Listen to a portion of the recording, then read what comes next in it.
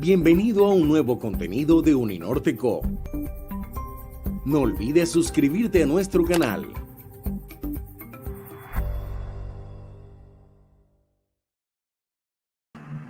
Muy buenos días para todas las personas que se nos conectan al canal de Uninorte, el canal de YouTube de Uninorte Académico. Hoy estamos en el cierre de nuestro 7º Congreso ACOES.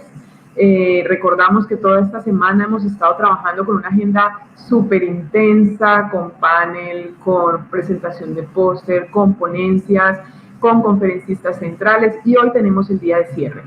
En este día de cierre tenemos dos actividades que clausuran nuestra agenda académica. Iniciaremos con un panel que hemos querido llamar Nuevas Perspectivas Teóricas y Herramientas en Economía de la Salud, para continuar con esto que hemos estado analizando durante toda esta semana y pensando en cuáles son los retos que enfrentamos de ahora en adelante y en la coyuntura actual de manera especial quienes estamos trabajando en el área de economía de la salud.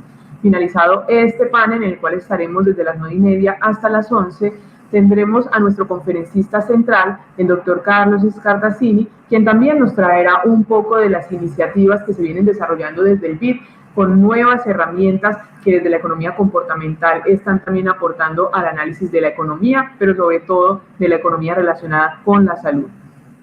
Para nuestro primer panel vamos a estar reflexionando sobre esas nuevas perspectivas teóricas y las herramientas en economía de la salud.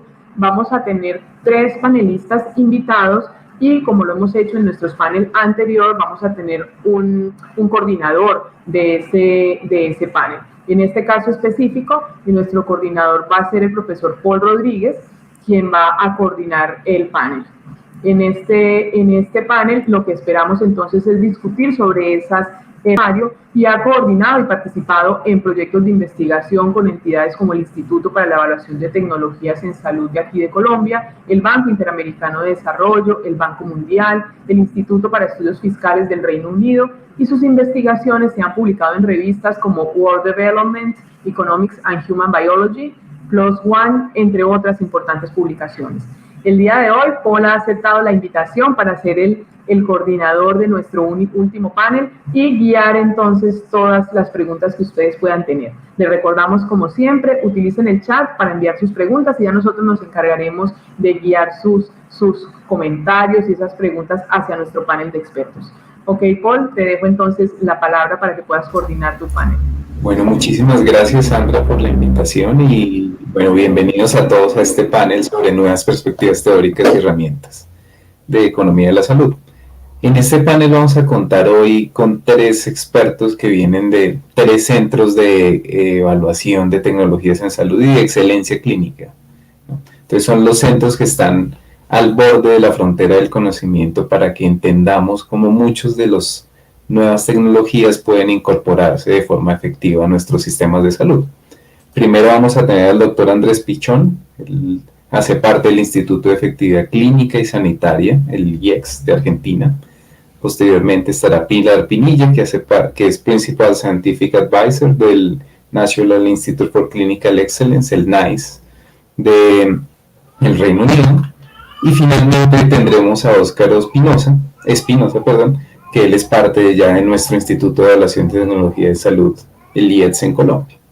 Entonces, pues vamos a empezar con Andrés. Andrés es médico, graduado con un diploma de honor de la Universidad de Buenos Aires, la UBA. Completó su formación de magíster en Ciencias de Epidemiología en la Escuela de Salud Pública de Harvard, como doctor en Medicina y con orientación en Salud Pública por la Universidad de Buenos Aires. Es el director en estos momentos del IECS, Instituto Argentino, y dirige el Departamento de Evaluación de Tecnologías Sanitarias. Listo, él es profesor también de la UBA, de la parte de Salud Pública, y es investigador del Consejo Nacional de Investigaciones Científicas y Técnicas de Argentina. Entonces, sus trabajos más recientes están relacionados con el establecimiento de mecanismos de priorización de recursos sanitarios y agencias de evaluación de tecnologías sanitarias. Entonces, yo creo que para empecemos con Andrés y luego pues, ya nos vamos moviendo y les voy contando sobre los demás. Perfecto, Paul, muchas gracias. Gracias a ti, también a Sandra y a Jairo. No sé cómo confirmar que están ustedes viendo bien. Ay, perfecto, ahí veo que están viendo bien la presentación. Bueno, otra vez, muchas gracias por esta invitación. Yo elegí un tema en particular para discutir hoy, que es el de impacto presupuestario, con una pregunta, para ver si se puede contestar al menos preliminarmente hoy, de si podríamos nosotros definir qué es alto impacto presupuestario para Colombia. Pero voy a empezar con una introducción y les pido después también si hay cualquier problema de sonido con la imagen, me avisen. Yo sigo y asumo que la conexión está bien. Bueno, creo que muchos de ustedes o todos los que están viendo conocen esta imagen. Hay una voluntad y una intención de avanzar hacia la cobertura universal en salud en el mundo y en Latinoamérica en general, en Colombia en particular. Los países de la región hicieron ya muchos esfuerzos y muchos avances en este camino hacia la cobertura universal. Pero claro, esta voluntad de ampliar la cobertura choca, como siempre, con una realidad de recursos finitos en los países más ricos, en los países más pobres. En todos los casos sucede igual y los recursos que destinamos a algo no van a estar disponibles para otra cosa. Así que no podemos evadir este costo de oportunidad.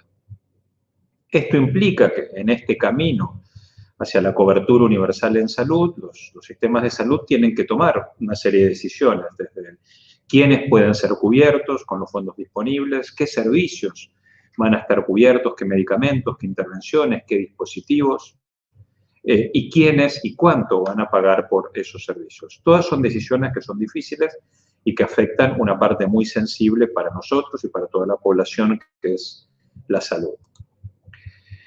Entonces, si nos imaginamos que contamos con un presupuesto sanitario, que es este cubo gris que vemos acá, que es los fondos que tenemos disponibles, ese presupuesto está hoy cubriendo una determinada cantidad de servicios, o un cierto paquete de beneficios. Y esos puntos negros que vemos ahí, lo que yo represento ahí son quizás servicios que en teoría están cubiertos, pero que falla un poco el acceso. No sé, por ejemplo, en Argentina, el Papa Nicolau, como rastreo del cáncer de cuello uterino, está incluido dentro del paquete de beneficios y, en teoría, toda la población puede acceder en forma gratuita al rastreo de cáncer de cuello uterino por Papa Nicolau. Pero la realidad es que en algunas regiones de Argentina, en regiones más rurales, quizás hay hasta un 50% de mujeres que deberían tener un Papa Nicolau y que no lo tienen. Y esto es una realidad que sucede en todos los países de la región, con el Papa Nicolau, o con vacunas, o con el rastreo de la presión arterial, o el tratamiento del colesterol alto. Son todos servicios que en teoría están cubiertos por nuestros paquetes de beneficios, pero el acceso efectivo no es 100% y es muy deficiente. Así que eso es lo que está reflejado con esos cuadrados negros ahí adentro. Pero imaginémonos que por algún motivo podemos ampliar nuestro presupuesto. También esto es común, los países de Latinoamérica han ido ampliando sus presupuestos sanitarios, por suerte, cada año, y cada año Latinoamérica destina mayor proporción de su Producto Bruto y de su presupuesto en salud, lo cual al menos para mí es algo muy positivo, es una excelente inversión. Pero claro, hay que estar seguros que esa inversión va a ser utilizada en forma eficiente. Entonces, imaginémonos que este cuadrado, este espacio que vemos acá, es que el presupuesto se amplió y eso implica que podríamos incluir nuevas intervenciones en nuestro paquete de beneficios, nuevas vacunas, nuevos medicamentos, nuevos rastreos preventivos, lo que ustedes imaginen. Y lo que están representados en estos cuadrados de colores son todas esas tecnologías o intervenciones candidatas a ser cubiertas, y bueno, vemos que tenemos más tecnologías candidatas a ser cubiertas que presupuesto disponible. Así que, aunque ampliamos nosotros el presupuesto, igual hay que tomar decisiones, porque esa ampliación de presupuesto no alcanza para incluir todas las cosas nuevas quizás que querríamos incluir. Así que esto implica tener que evaluar y juzgar el valor que tienen estas tecnologías e intervenciones sanitarias y, en teoría, poder elegir cuál es la que tiene más valor y a la que deberíamos priorizar para incluir en el paquete de beneficios, entendiendo que no tenemos recursos para todo y que hay que elegir, y eso no se puede evitar, y eso es un problema que tienen los países más ricos y los países más pobres. Pero claro, esta definición de valor, cuál es el valor de una tecnología, no es fácil, se ha estado discutiendo mucho todos estos últimos años, cuáles son los criterios y las dimensiones que deberían ser tenidas en cuenta para juzgar el valor de una tecnología. Quizás es un poco difícil de ver esta diapositiva, pero acá tenemos agencias de Canadá, en Europa, en Alemania, en Francia, en el Reino Unido, en distintos países, y es el listado de qué criterios utilizan estas agencias para determinar el valor de las tecnologías sanitarias. ¿Sí? Fíjense que todas consideran la costo-efectividad, es un criterio muy importante, y el grado de beneficio clínico. Esto es bastante obvio, pero estas no son las únicas dos dimensiones. Estas son las dos que tienen en común casi todos los países y sistemas de salud, pero todos los países tienen en cuenta otras dimensiones, además del beneficio clínico y de la costo-efectividad. Quizás muchos de ustedes también conocen este estudio o esta fuerza de tareas de ISPOR, que también analizó cuáles son todas las dimensiones que hacen al valor de una tecnología, y como ven, hay muchas dimensiones que podrían ser consideradas al momento de juzgar qué valor tiene una intervención, una tecnología, y si la vamos a incluir o no en el paquete de beneficios. En Latinoamérica, hace unos años, nosotros llevamos adelante lo que se llama el Policy Forum, es algo que organiza HTI, Health Technology Assessment International, que es la Sociedad Científica Internacional de Evaluación de Tecnologías, que tiene un diálogo de políticas donde anualmente se reúnen representantes de la industria, de agencias, de financiadores públicos de unos 12, 14 países de la región y se discute un tema. Y este año les estoy mostrando acá el resultado, que fue en el 2018, el tema que se discutió fue justamente cuáles eran los elementos que las agencias de Latinoamérica deberían tener en cuenta para juzgar el valor de las tecnologías, y el resultado principal es que había una serie de criterios que los participantes consideraron que eran core o que eran imprescindibles en Latinoamérica. Eran criterios que ningún sistema de salud de la región o ninguna agencia de evaluación de tecnologías sanitarias debía ignorar a la hora de juzgar el valor de las tecnologías y a la hora de tener que decidir qué intervenciones y qué tecnologías iban a ser incluidas en los paquetes de beneficios y cuáles no. Y entre estas dimensiones está la efectividad, que es la magnitud y la relevancia que tiene el beneficio clínico que aporta esa intervención, la seguridad, la calidad de la evidencia, la carga de enfermedad, la severidad de la enfermedad, el impacto presupuestario y la costo-efectividad. Estos fueron los criterios considerados core. Bueno, y yo elegí para la charla de hoy discutir un poco este criterio de impacto presupuestario, que además es algo que se ha puesto como de moda estos últimos años en el mundo y en la región. Y lo que voy a presentar es parte también de un trabajo más grande, que fue un proyecto que se hizo para el BID, que lo hice junto con mis colegas, con Michael Drummond, con Sebastián García Martí, con Federico Gustowski, que el objetivo fue discutir 7 temas claves que los países y las agencias de evaluación enfrentan a la hora de tomar decisiones y que tienen que ver desde el umbral de cuál es el umbral de costo-efectividad, cuáles son los modificadores de la toma de decisión, pero uno de esos temas era el impacto presupuestario. Así que ya voy a ir directamente al tema, pero bueno, está en el marco, por supuesto, de otras dimensiones, como yo comenté, que eran más amplias. El objetivo de este trabajo, además, fue justamente tratar de hacer un aporte en la región sobre temas que no terminan de estar del todo claros. Por ejemplo, hay bastante coincidencia en el mundo y en la región de que la costo-efectividad es un criterio muy importante y que es poco sustentable que los países den cobertura a tecnologías que no son costo-efectivas, por ejemplo.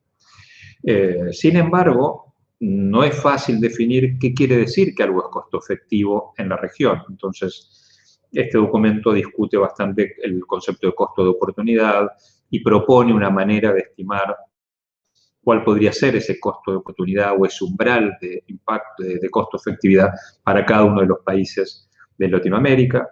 También, por ejemplo, es muy común que los países aún aquellos que tienen un umbral de costo-efectividad acepten que hay ciertas situaciones donde se podría justificar aceptar intervenciones que superen un poco ese umbral o que no sean estrictamente costo-efectivas desde el punto de vista del umbral de costo de oportunidad. Es lo que muchos llaman modificadores de la toma de decisión. Entonces también este documento discute, bueno, qué modificadores hay en el mundo y de qué manera eso podría aplicar a Latinoamérica. Pero como ven, son todos temas que tratan de superar estas barreras. Con el caso de impacto presupuestario es algo similar. En Latinoamérica consideramos que el impacto presupuestario es algo importante.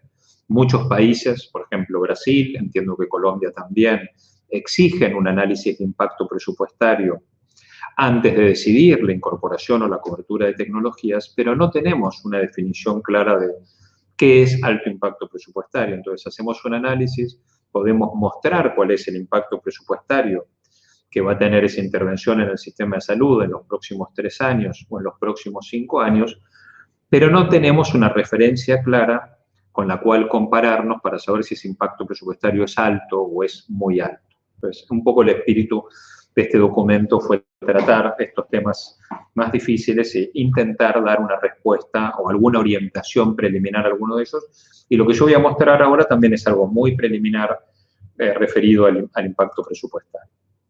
Entonces, como parte de este proyecto, nosotros hicimos, hay un artículo de Antonianzas que se publicó hace unos 2-3 años, que revisa un poco todas las definiciones que hay de affordability o de impacto presupuestario en el mundo, y nosotros hicimos una revisión sistemática actualizando y ampliando esa búsqueda, y también consultando a las agencias miembros de INNATA. INNATA es la red internacional de agencias de evaluación de tecnologías sanitarias, y lo que les consultamos a ellos es si en el país había un umbral o un límite para definir alto impacto presupuestario.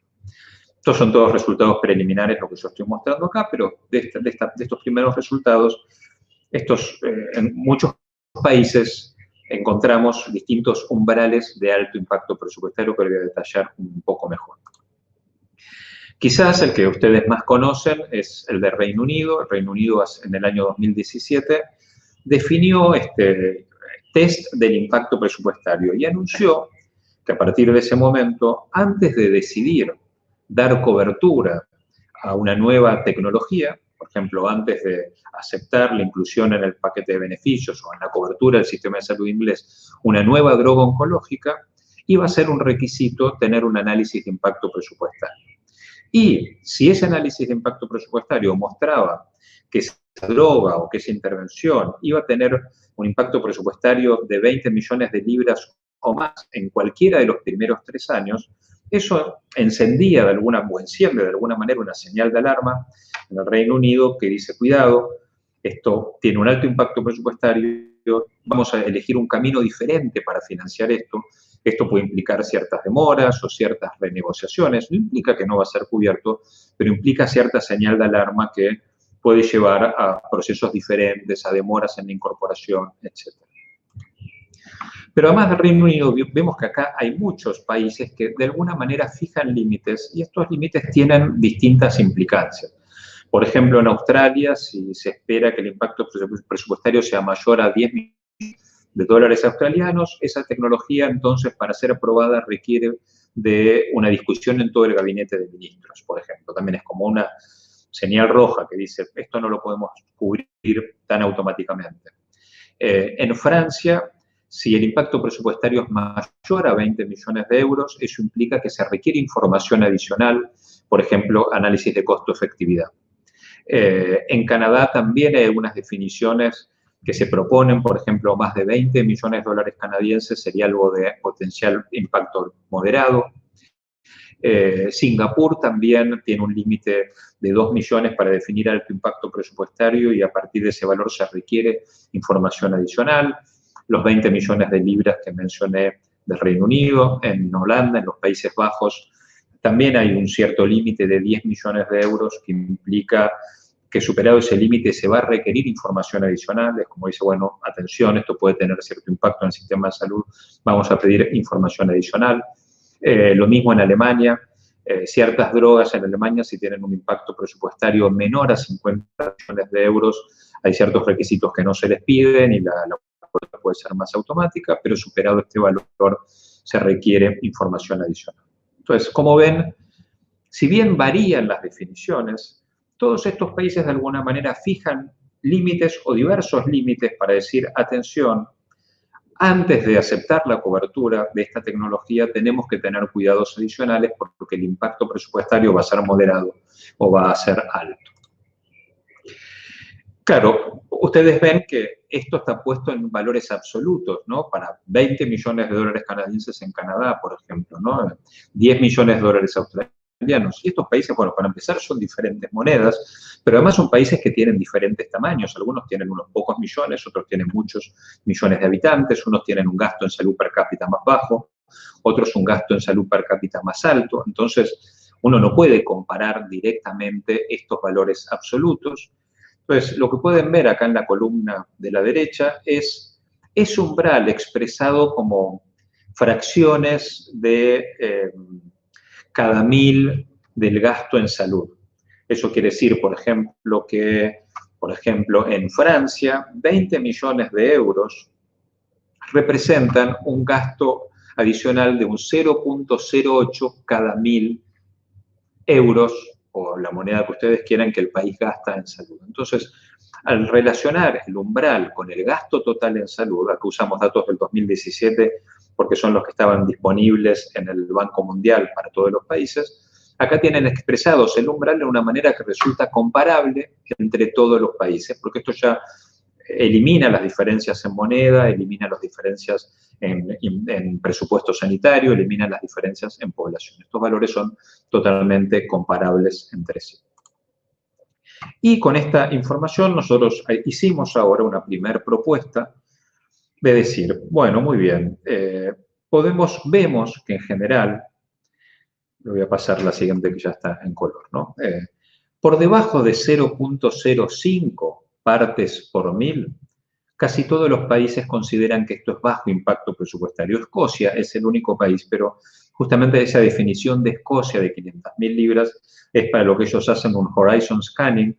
Entonces es algo realmente muy, muy sensible donde dicen, bueno, solo estas drogas que podrían tener este impacto presupuestario en Escocia deberían ser miradas con un poco más de atención, pero salvo la definición de Escocia, fíjense que el resto está por arriba de este valor. Entonces, ¿no? Consideramos razonable que una primera definición podría ser que menor a 0.05 partes por 1000 en forma universal podría ser considerado de bajo impacto.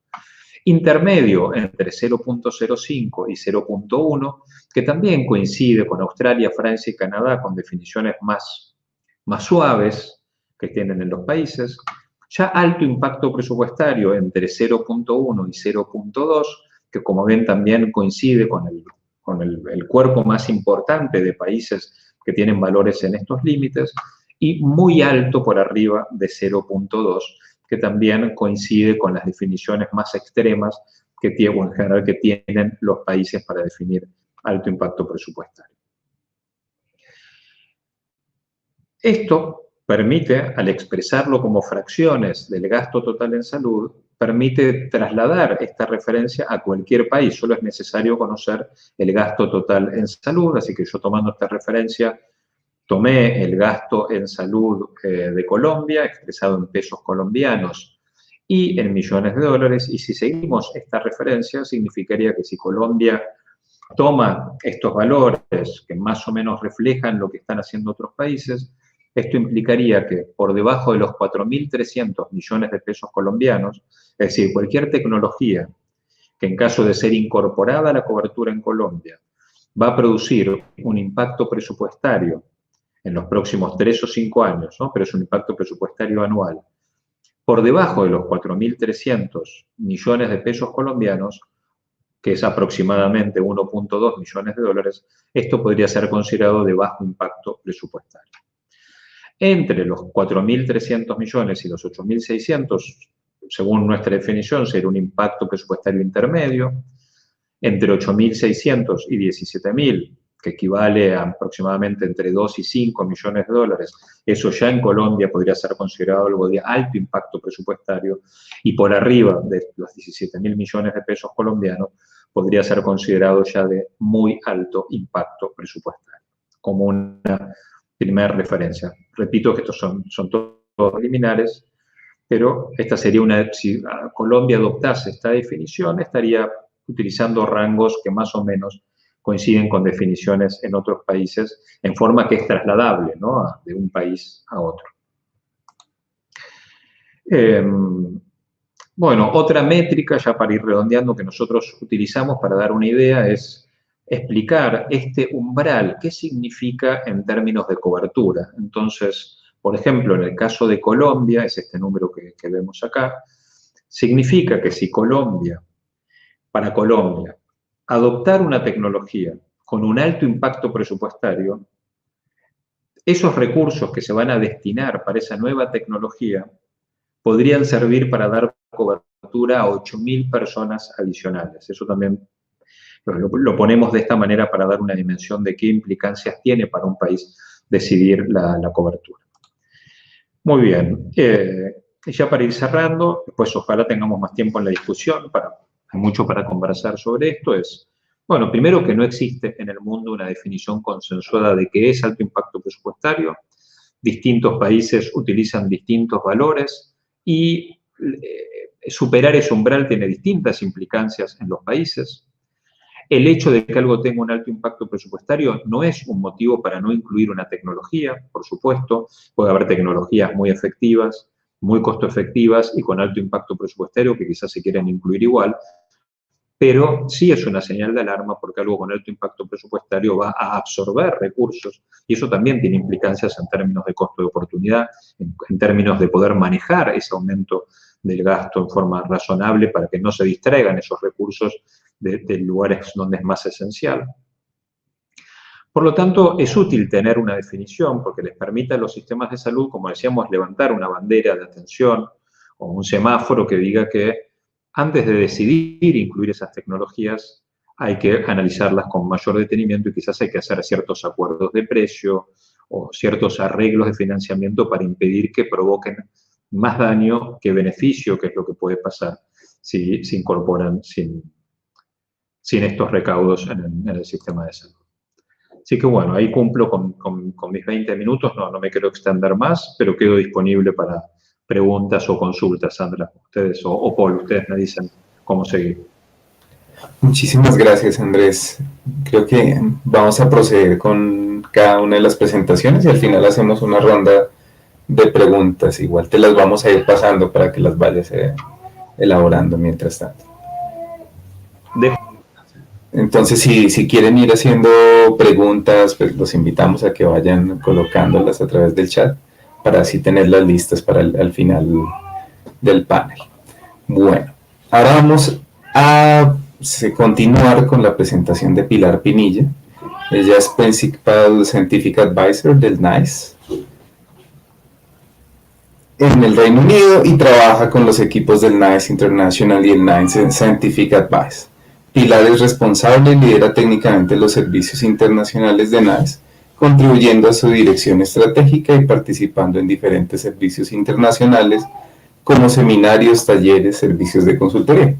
Pilar tiene amplia experiencia en el desarrollo de estos servicios a nivel nacional e internacional. Listo, ella es licenciada en Administración en Dirección de Empresas de la Universidad de La Laguna de Tenerife y Máster en Health Economics, Policy and Law de la Erasmus University de Rotterdam. Entonces, si quieres, pues Pilar, cuéntanos. Muchas gracias, Paula, y muchísimas gracias a todo el equipo por la invitación. Es un placer poder unirme a todos ustedes desde Inglaterra a día de hoy. Voy a comenzar a compartir pantalla. Espero que la puedan estar viendo. Sobre mi presentación, yo hoy me quiero centrar en nuevos retos en evaluación de tecnologías sanitarias. La verdad que hemos tenido la suerte de escuchar al doctor Pinchón justo antes de esta presentación, que creo que ha presentado un marco perfecto para la continuación del debate. Entonces yo voy a puntualizar en algunos de estos aspectos en los que como NICE, como Agencia de Evaluación de Tecnología Sanitaria, pues estamos enfrentándonos actualmente. Bueno, últimamente creo que cabe mencionar que nos encontramos en tiempos de cambios en todos los sentidos.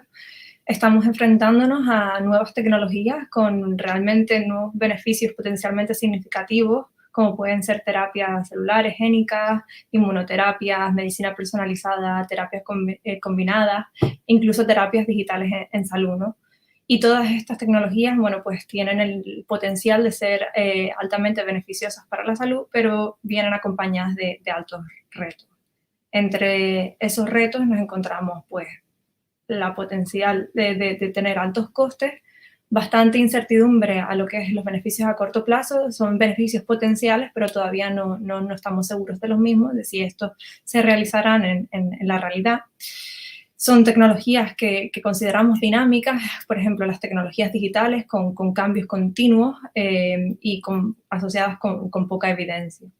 Con evidencia no la típica que nosotros estamos más acostumbrados a evaluar.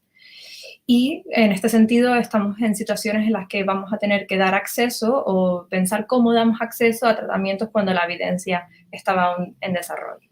Y por si fuera poco, pues aparte de los retos en los que nos encontramos, nos hemos todos visto afectados por la pandemia actual de COVID-19 y cómo está impactando a la manera en la que evaluamos tecnologías y trabajamos.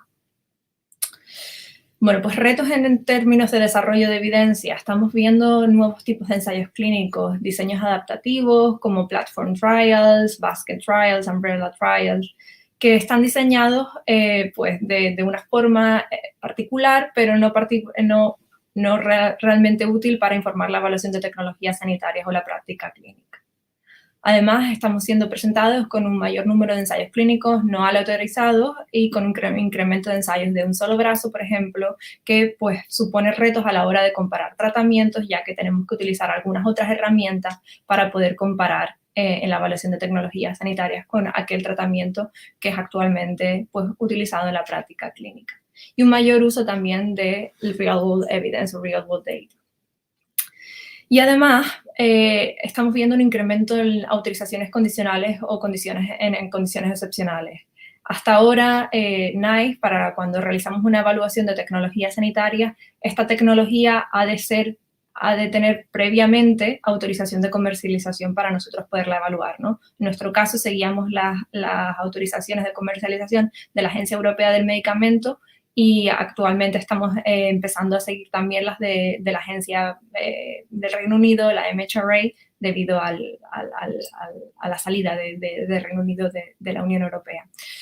Bueno, pues la Agencia Europea del Medicamento, y vemos también que la MHRA en la misma línea está aumentando el número de autorizaciones condicionales o en condiciones excepcionales. Y este tipo de autorizaciones en sí, pues por definición, tienen incertidumbre, estas tecnologías tienen incertidumbre en la evidencia presentada. Están aún en desarrollo, normalmente basadas en medidas subrogadas, con lo que supone un gran impacto a la hora de tener que extrapolar beneficios a largo plazo en la evaluación de tecnologías sanitarias, y todo estará pues mayormente basado en asunciones y no necesariamente en datos reales en el uso de la tecnología, ¿no?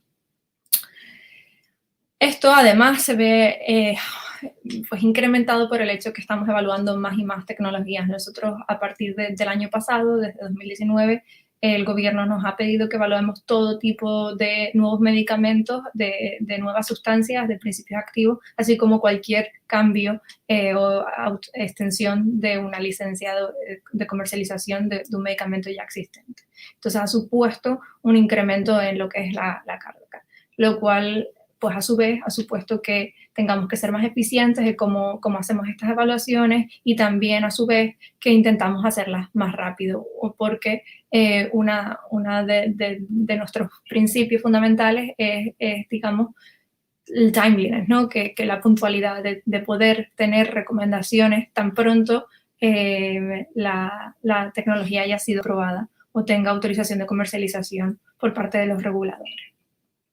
Entonces, uno de los retos y de los trade-offs en los que nos enfrentamos es cómo poner en la balanza, ¿no?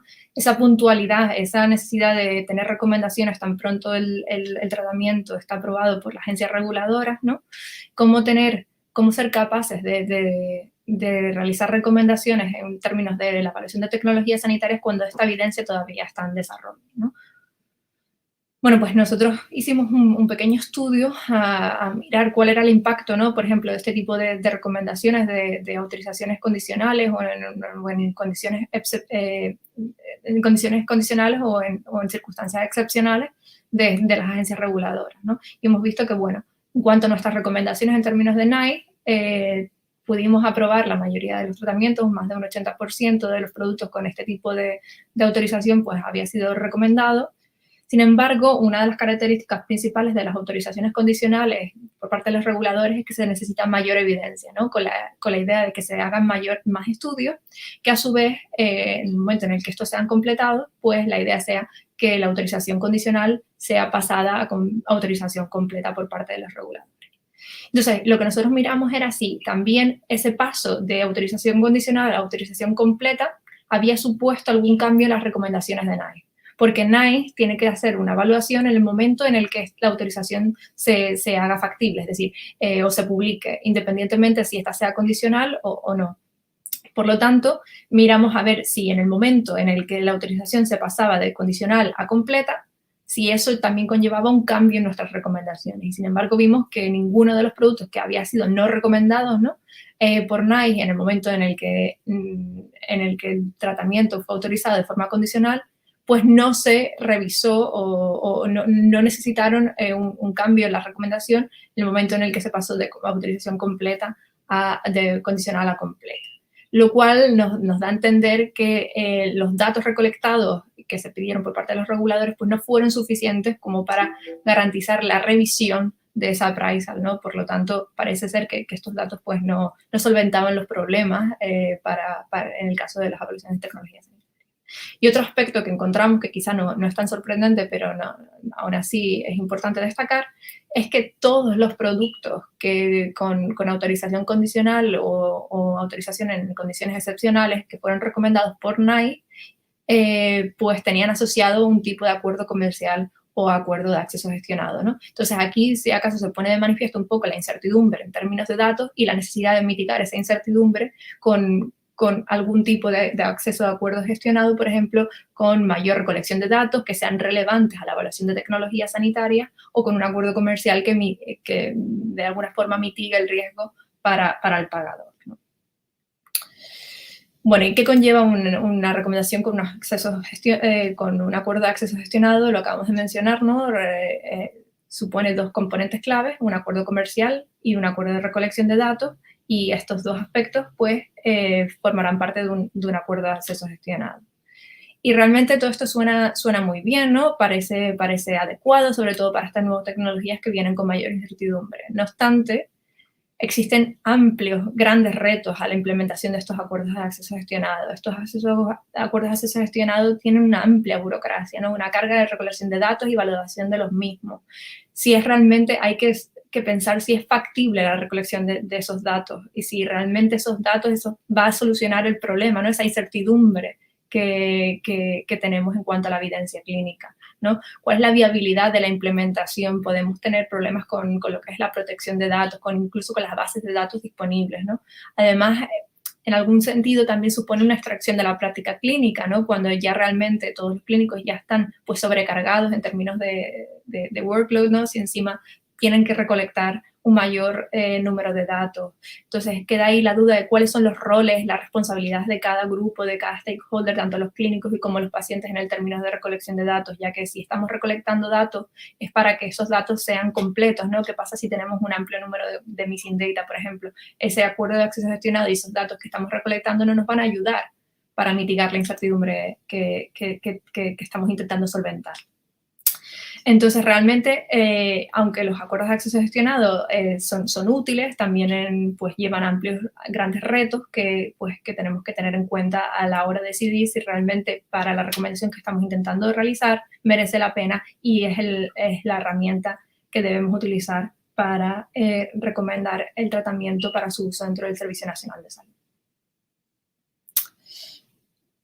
Para continuar, quería mencionar un poco los aspectos sobre COVID-19, ya que en el tema en el que me estoy centrando es en la necesidad de realizar recomendaciones con mayor rapidez, ¿no? Pues COVID-19 nos ha presentado el mejor ejemplo de tener que realizar recomendaciones cuando la evidencia todavía está en desarrollo y de manera más rápida, ¿no?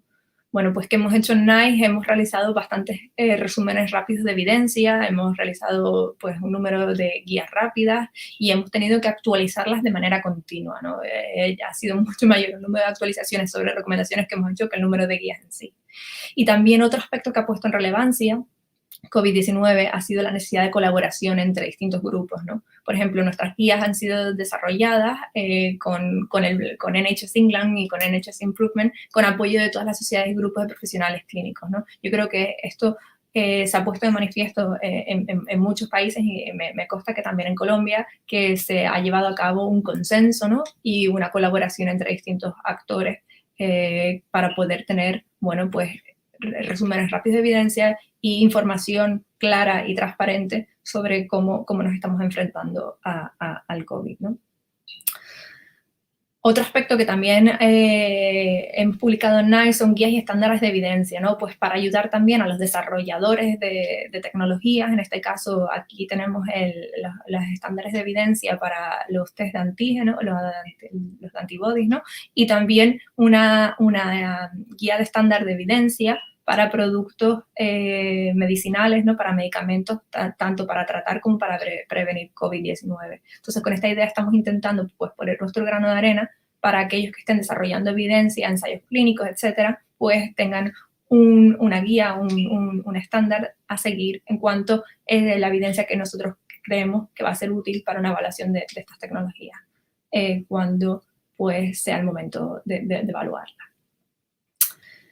Y como les decía, también ha puesto de manifiesto la necesidad de colaborar con distintos actores del sistema. Quería mencionar una de nuestras iniciativas, el Research to Access Pathway for Investigational Drugs for COVID-19, o como lo llamamos coloquialmente, el RAPID-C19, que ha sido una iniciativa entre pues, distintas agencias nacionales, ¿no? No solamente ya NHS England como pagador, sino también los reguladores, la MHRA y también la NIHR, que es el Instituto de Research de Investigación en Reino Unido, pues cómo podemos colaborar para facilitar, bueno, en primer lugar, para identificar de manera temprana medicamentos con potenciales beneficios para tratar COVID y para que, digamos, ese pathway, ese camino que va a llevar ese tratamiento, pues sea lo más rápido, pero a la vez seguro, ¿no? Entonces, ¿cómo podemos colaborar las distintas agencias para conseguir que ese tratamiento pues, sea evaluado y llegue a la práctica clínica de una manera rápida y segura? Entonces, NICE en sí ha colaborado de manera bastante cercana con NIHR, con el Instituto de Research, para actividades de escaneo del horizonte, ¿no? Entonces, la idea es que nosotros trabajemos con el NIHR en el escaneo del horizonte, identificando estos tratamientos. Así tengamos un grupo con NHS England y con los reguladores en base a qué tecnologías debemos de proceder en este pathway, ¿no? Nos reunimos, hacemos unos oversight meetings y consideramos si esta tecnología necesita tener un plan de acción rápido.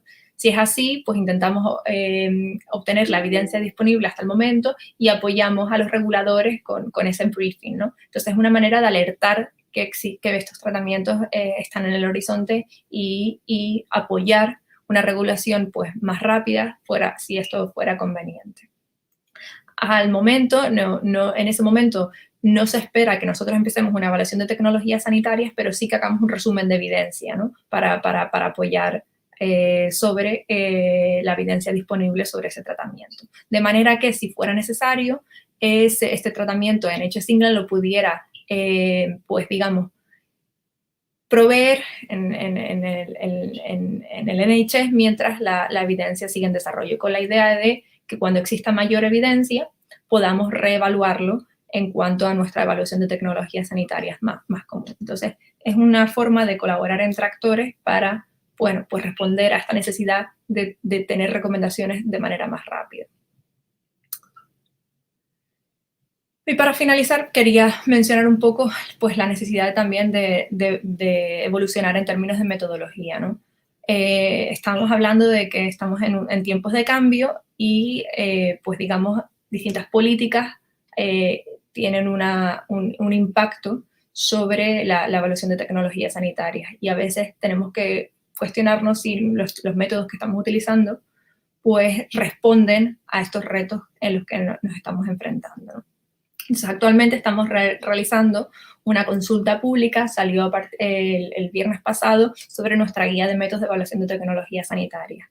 Y aquí, pues, resumo un poco los temas principales en los que nos hemos centrado, ¿no? Minimización de costes, cuál es la tasa de descuento apropiada, los modifiers, ¿no? Los modificadores que el doctor Pichón, pues, mencionaba en su presentación anteriormente, cómo también estimar la incertidumbre relacionada con las nuevas tecnologías. También estamos intentando alinear las metodologías que utilizamos en todos los programas de evaluación de tecnologías sanitarias, tanto de medicamentos como de dispositivos, de diagnósticos, etcétera.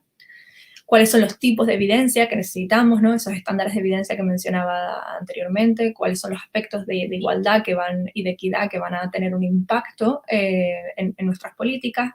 Y también nos hemos centrado, tenemos un working group mirando a aspectos específicos sobre nuevas tecnologías, como pueden ser las digitales, como les mencionaba, o también las terapias génicas y celulares, o terapias que son, por ejemplo, en terapias anticáncer, que son agnósticas del tipo de tumor, ¿no? que son de medicina personalizada. Bueno, pues estos son algunos de los temas.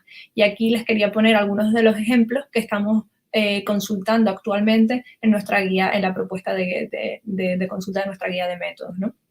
Por ejemplo, estamos proponiendo que la severidad sea incluida como un aspecto modificador en la toma de decisiones, y probablemente pues necesitamos realizar más trabajo para saber cómo lo vamos a hacer, pero estamos proponiendo que severidad sea un modificador de la toma de decisiones. Asimismo, también estamos proponiendo que inequidades en salud sean también tenidas en cuenta específicamente como un modificador de la toma de decisiones, de manera que aquellas tecnologías que contribuyan a reducir inequidades en salud pues tengan una consideración particular. También estamos intentando especificar de manera más clara las situaciones en las que real world evidence sea más útil, y tomamos una amplia definición de lo que es real world evidence, ¿no? Desde estudios observacionales, registro de pacientes, hasta datos de la historia clínica electrónica. En sumario, cualquier tipo de evidencia más allá, ¿no? De ensayos clínicos aleatorizados. Además, también, como otros aspectos o ejemplos que quería mencionar hoy, especificamos los métodos de extrapolación, ¿no? Estamos diciendo, decíamos antes que el periodo de extrapolación pues cada vez es más largo, ya que tenemos menor evidencia en el momento de la toma de decisiones o en el momento de la evaluación. Entonces, pues, ¿qué métodos tenemos que utilizar para la extrapolación, ¿no? ¿Cuáles son los escenarios que tenemos que considerar? Cuáles son los tipos de funciones, cómo podemos ajustar los métodos para ajustar cuando existe cambio en el tratamiento en un ensayo clínico. Así también abogamos que se presente de manera rutinaria el valor perfecto esperado el Expected Value for Perfect Information, ¿no? El EVPI, para apoyar, pues digamos, esa cuantificación de incertidumbre. También hacemos mención sobre que se debe aspectos a considerar cuando se usan basket trials, o qué hacer, o los tipos de métodos a utilizar cuando los ensayos clínicos no tengan comparador.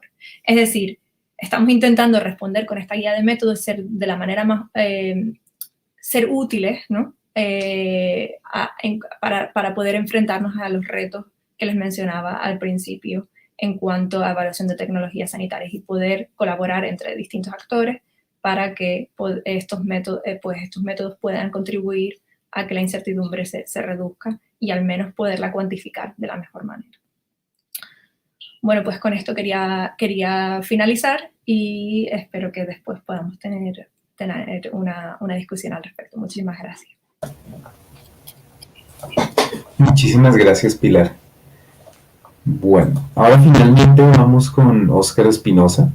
Óscar Espinosa es economista, cuenta con una maestría en Ciencias Estadísticas y un MBA con especialidad en Analítica. Está certificado como científico de datos y fue becario de la Escuela Doctoral de Neurociencias de la Pontificia Universidad Católica de Chile. Actualmente se desempeña como jefe de estudios analíticos y económicos en salud del Instituto de Evaluación de Tecnologías en Salud, IETS, y es el director del Grupo de Investigación y Evaluación de Tecnologías en Salud, categorizado frente a MinCiencias. Bueno, Óscar, muchas gracias.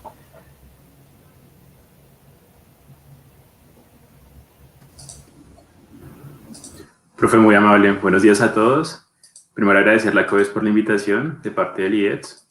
La idea de nuestra presentación es exponerles todos los avances que hemos realizado desde la Jefatura de Estudios Analíticos y Económicos en Salud como Agencia de Tecnologías Sanitarias en Colombia en la coyuntura COVID-19. Entonces, antes de iniciar con los 5 proyectos a mostrarles, comentarles la importancia de la analítica de datos con el enfoque economía de la salud en la actual era de la transformación digital, una necesidad sustentada específicamente en un mundo con cada vez más información estructurada y no estructurada, en donde el contexto del dato es fundamental para que los análisis, obviamente, que se hagan relacionados con la economía de la salud y especialmente con el tema de las ETs, las evaluaciones de tecnologías en salud, tengan implicación e impacto como es el deber ser, y asimismo que un trabajo interdisciplinar es fundamental para darle contexto al dato y para también saber sus limitaciones y sus posibles alcances. Con esta introducción, comentarles que nuestra presentación va a ser muy concreta referente a aplicaciones que hemos realizado en estos meses. Primero, el gestor de vulnerabilidad COVID-19. Segundo, un tablero de control que realizamos y construimos para la toma de decisiones de alto gobierno. Tercero, un análisis de un modelo bayesiano jerárquico para todo el tema de infecciones respiratorias agudas en conjunto con el INS. Cuarto, un modelo matemático sobre el tema de la estrategia de compra e inversión para vacunas contra COVID-19. Y por último, una cooperación internacional que estamos realizando con epistemónicos. Primero, respecto a este trabajo, fue un trabajo que hicimos en conjunto con el Departamento Administrativo Nacional de Estadística, específicamente las direcciones de Geoestadística y de Censos y Demografía, asimismo la Unidad Analítica del IETS y la Unidad de Científicos de Datos del Departamento Nacional de Planeación. En este punto es importante aclarar y resaltar que después de muchos años en Colombia fue la primera vez históricamente que se logró como tal hacer el match de unir muchas bases de datos importantes y lograr generar este tipo de aplicaciones que dan valor agregado como tal al impacto en política pública social en salud. Por ejemplo, el tema del Archivo Nacional de Identificación, Registro Civil de Nacimiento, Registraduría Nacional del Estado Civil, la base de datos única de afiliados, los registros individuales de prestación de servicios de salud llamados RIPS y el Censo Nacional de Demografía 2018, Censo Nacional de Población y Vivienda 2018. En ese punto lo que quisimos hacer fue construir como tal un índice de vulnerabilidad frente al COVID, donde pudiéramos identificar al máximo nivel de agregación posible, en este caso manzanas, y a nivel país en los más de 1.100 municipios de Colombia, las zonas que contaran en ese sentido, no tanto de pronto de probabilidad de contagio, ni tampoco ya contagiadas, sino algo todavía mucho más prospectivo y es respecto a si les llegaba como tal a dar COVID, cuál era su grado de vulnerabilidad referente a factores como, por ejemplo, se muestran en la diapositiva, temas de salud o demográficos. Bien sabemos que aquí participó un equipo muy grande interdisciplinar de expertos clínicos, médicos internistas, neumólogos, cardiólogos, actuarios, estadísticos, economistas de la salud, ingenieros de control, de sistemas. Fue un grupo muy variado de geógrafos con la idea de poder nuevamente hacer un trabajo de alto impacto. Entonces, en este punto, lo que se hizo fue revisiones de literatura referente a qué condiciones de enfermedad eran las de mayor riesgo en COVID. En este caso, por ejemplo, hipertensión, diabetes, cardiopatía isquémica, pulmonares crónicas, cáncer, inmunodeficiencias, entre otras. Y adicionalmente, algunas variables que pudimos extraer como tal de demografía del Censo Nacional de Población y Vivienda, personas mayores de 60 años, hogares en hacinamientos en cuartos y dormitorios, hogares con riesgo intergeneracional alto y medio, personas mayores de 60 años que vienen en hogares unipersonales y familiares, que eso también es un factor de riesgo adicional, y densidad poblacional. En este punto, como les comentaba, pues primero fue algo muy secuencial. Lo que se hizo fue tomar el tema de RIPS, identificar las personas con las condiciones de salud de interés que les acabo de comentar en la anterior diapositiva, con la idea de poder revisar qué factores tenían de riesgo y con ello también poder georreferenciarlas con el censo 2018. Después de ello, calcular los porcentajes a nivel de manzana, todos los indicadores que les presentamos anteriormente, y finalmente agrupar con características similares a través del algoritmo de K-medias por cabecera municipal. Y en ese punto, ya habiendo hecho todo este proceso secuencial de ciclo de vida de datos, llegar al tema de la determinación del nivel de ordinalidad de cada clúster de acuerdo con el máximo de cada variable. Es decir, cuando ahorita les muestro como tal ya la herramienta en funcionamiento, es el hecho de que por lo general dividimos los grupos de riesgo, el grupo de vulnerabilidad en este aspecto, en 5 categorías. Y el grupo con más máximos, dada la metodología de Machine Learning, pues será el de mayor vulnerabilidad. Nuevamente es un enfoque, digamos en este caso, multidisciplinar, porque veíamos no solo la parte de salud, sino también de economía, el índice de pobreza multidimensional, características sociodemográficas, etc.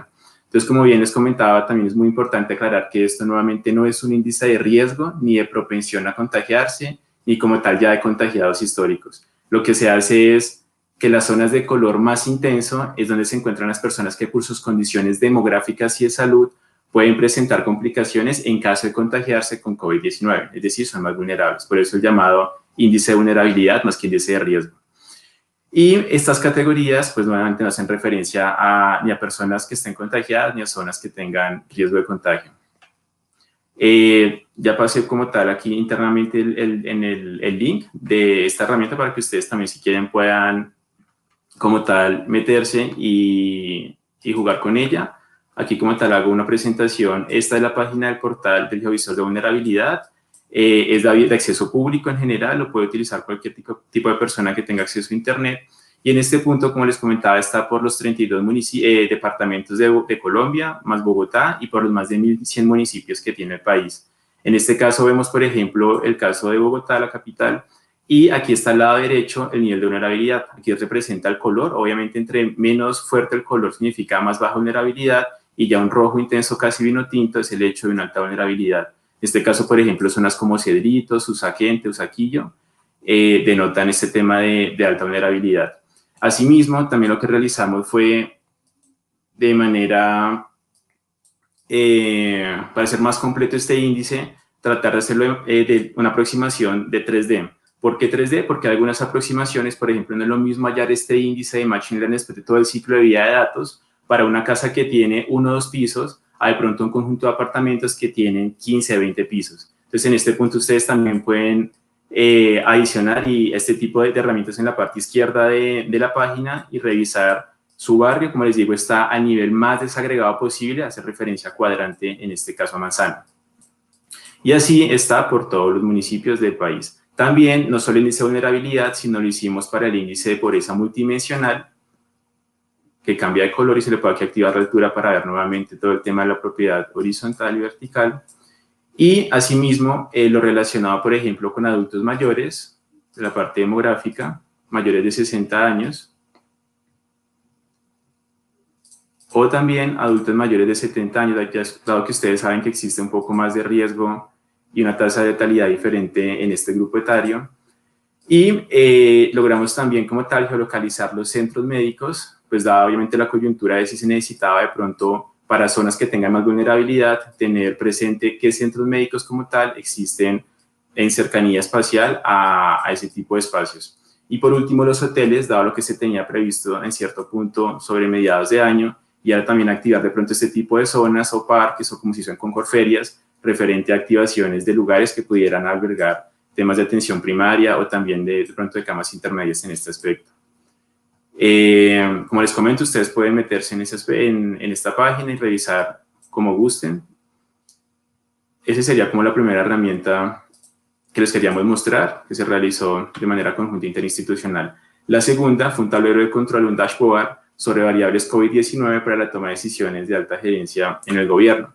En este punto lo que quisimos realizar fue un diseño, construcción y puesta en marcha de algunos datos, hay desagregación también municipal, departamental y nacional, y también comparándolos a nivel mundial y Latinoamérica con diferentes indicadores descriptivos que nos dieran una visión interesante y una visión día a día de cómo se estaba comportando algunos factores que a nivel mundial, digamos, se conocen, que ustedes de pronto habrán visto en Johns Hopkins o en la Universidad de Oxford, referente ya como tal a nuestra población, específicamente a los más de 1.100 municipios de Colombia.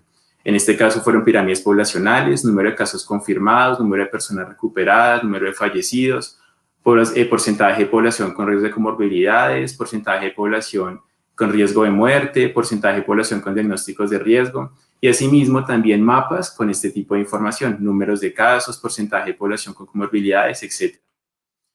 Y también les van a compartir por medio del chat de YouTube el link de esto. Está en la página de Coronavirus Colombia, que también ya se las presento acá.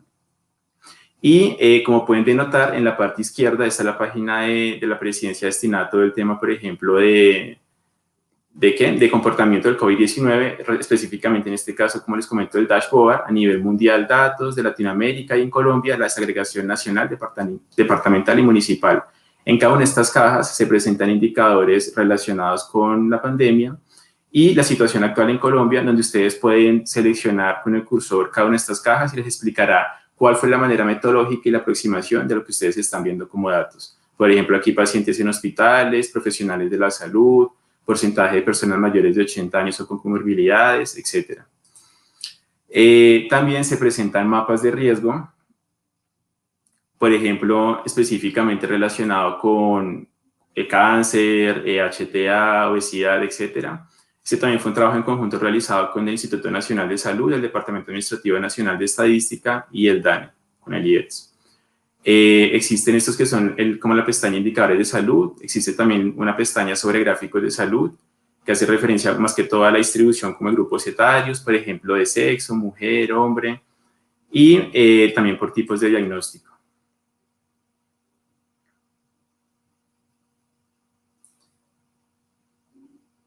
Perfecto. Eso sería por parte del segundo, del dashboard del tablero de control. También, como les comento, está acceso público cuando ustedes quieran revisarlo. La actualización se está haciendo por lo general mensual, semanal y a veces diario, referente también al tema de datos abiertos que nos permitan como tal generar esta actualización. El tercer punto que les queríamos presentar es el análisis de patrones IRA, el llamado de infecciones respiratorias agudas para varios departamentos en Colombia desde un enfoque bayesiano. Fue un trabajo en conjunto que hicimos con el INS, referente a poder determinar, dado algunos registros que se tienen, cómo era de pronto el comportamiento de la evolución histórica de la serie temporal, dado grupos etarios, en este caso infancia, primera infancia, juventud, vejez, adultez, y también por departamento, para referirse, por ejemplo, de la primera a la 14ª semana epidemiológica, cómo se comportaba, dado que ya en la 13ª semana se dio el tema de la cuarentena nacional. En este punto ustedes se pueden denotar en las gráficas, aquí presentamos la aplicación para Antioquia y para Bogotá, que después de la semana 12ª y 13ª, cuando se empezó a avisar todo esto, referente ya a medios de divulgación nacional, que la gente empezó como tal a recibir ese impacto psicológico de lo que estaba viviéndose a nivel mundial, se denotó una caída específicamente, que es lo que ustedes ven en la semana ya 13 o 14, referente a especialmente lo que es Antioquia, los grupos de 5 a 19 años, de 20 a 59 años, y también para Bogotá específicamente el grupo de 5 a 19 años y los niños de 0 a 5 años. También ahí les van a compartir el link, esto está en preprint, en lo de la base de datos de la Universidad Yale, ahí lo colgamos para también, si ustedes quieren leerlo, está público a toda persona. La cuarta fue una aplicación que realizamos hace poco en conjunto con la Subdirección de Programación Macroeconómica del Ministerio de Hacienda y Crédito Público y la Subdirección de Salud del Departamento Nacional de Planeación. En este caso tuvimos la oportunidad también de contar con asesoría de profesores de Estados Unidos referente a un modelo, el modelo ACM, que es como el de acelerador de la capacidad manufacturera, que hace referencia a un modelo de economía matemática, un modelo de microeconomía, para poder determinar una relación de costo-beneficio y las implicaciones que tendría el adelantarse en la compra como tal del aceleramiento en capacidad manufacturera de la industria farmacéutica referente a la vacuna contra COVID-19. En este punto es un modelo que también tiene algunos temas de confidencialidad, termina siendo muy robusto matemáticamente, ya que algunos temas específicos y generales, como se estudia la ecuación de beneficios, daño mensual económico en salud, un factor de descuento por medidas diferentes a la vacunación, por ejemplo, otro tipo de aproximaciones como lo está haciendo el plasma, otro tipo de medicamentos, la fracción del daño que es evitado y la fracción de la población vacunada, la población a riesgo, En el tema de costos, por ejemplo, se denota el precio por esquema completo. Ustedes saben que algunas por lo general van a ser de 2 dosis, portafolio de vacunas, si es DNA, si es RNA, etcétera, y la capacidad efectiva, que es la probabilidad de las fases clínicas en que están preclínica, fase 1, fase 2 o fase 3. En este punto, adecuamos al contexto colombiano la aplicación como tal, como les comento, con este equipo interinstitucional y también con el apoyo de profesores de la Universidad de Pensilvania y Stanford, que son liderados por Kremer, Premio Nobel de Economía, quienes desarrollaron este modelo y lo están obviamente, digamos, dando a conocer en el ámbito de economía de la salud. Mensajes importantes de la aplicación más allá de los temas de confidencialidad, es decirles a ustedes que después de aplicar el modelo y estar refinándolo cada vez más con los nuevos datos que nos dan, referentes a ensayos clínicos, a probabilidades, a todo el tema de analítica día a día que vamos recibiendo y actualizando, el modelo matemático afirma que en el contexto colombiano vale la pena asegurar acceso temprano a vacunas cuando no se sabe si van a funcionar. Ustedes saben que todavía algunas están en fase 2, fase 3, no hay ninguna como tal totalmente ya, digamos, en su etapa finalizada después de todas las fases clínicas. La respuesta contundente es sí. Los costos de la pandemia sobre la economía y la salud son bastante altos y en la aplicación, como les digo, bajo la población, bajo el grupo etario, que es en el contexto colombiano totalmente diferente a otros países. En nuestra aplicación la respuesta contundente es sí y en la mayoría, en todos, también es algo muy similar en su relación de costo-beneficio. Por último, comentarles que estamos realizando actualmente también en la Jefatura de Estudios Analíticos y Económicos en Salud de la agencia del IEDS, una cooperación internacional con epistemónicos. Tal vez muchos de ustedes conocen la base de datos epistemónicos. Es una base de datos colaborativa y multilingüe de evidencia e investigación en salud, de la medicina basada en evidencia. Hemos tenido la oportunidad también de trabajar con ellos. El objetivo de la cooperación que comenzó este año son aplicaciones de inteligencia artificial a partir del desarrollo de algoritmos de procesamiento del lenguaje natural, con la idea de que esto permita optimizar los procesos de búsqueda sistemática de los artículos de investigación, ojalá específicamente en todo lo relacionado a nuestro caso, aplicación como tal, que es evaluación de tecnologías sanitarias. Y con eso termina la presentación. Muy amable, gracias.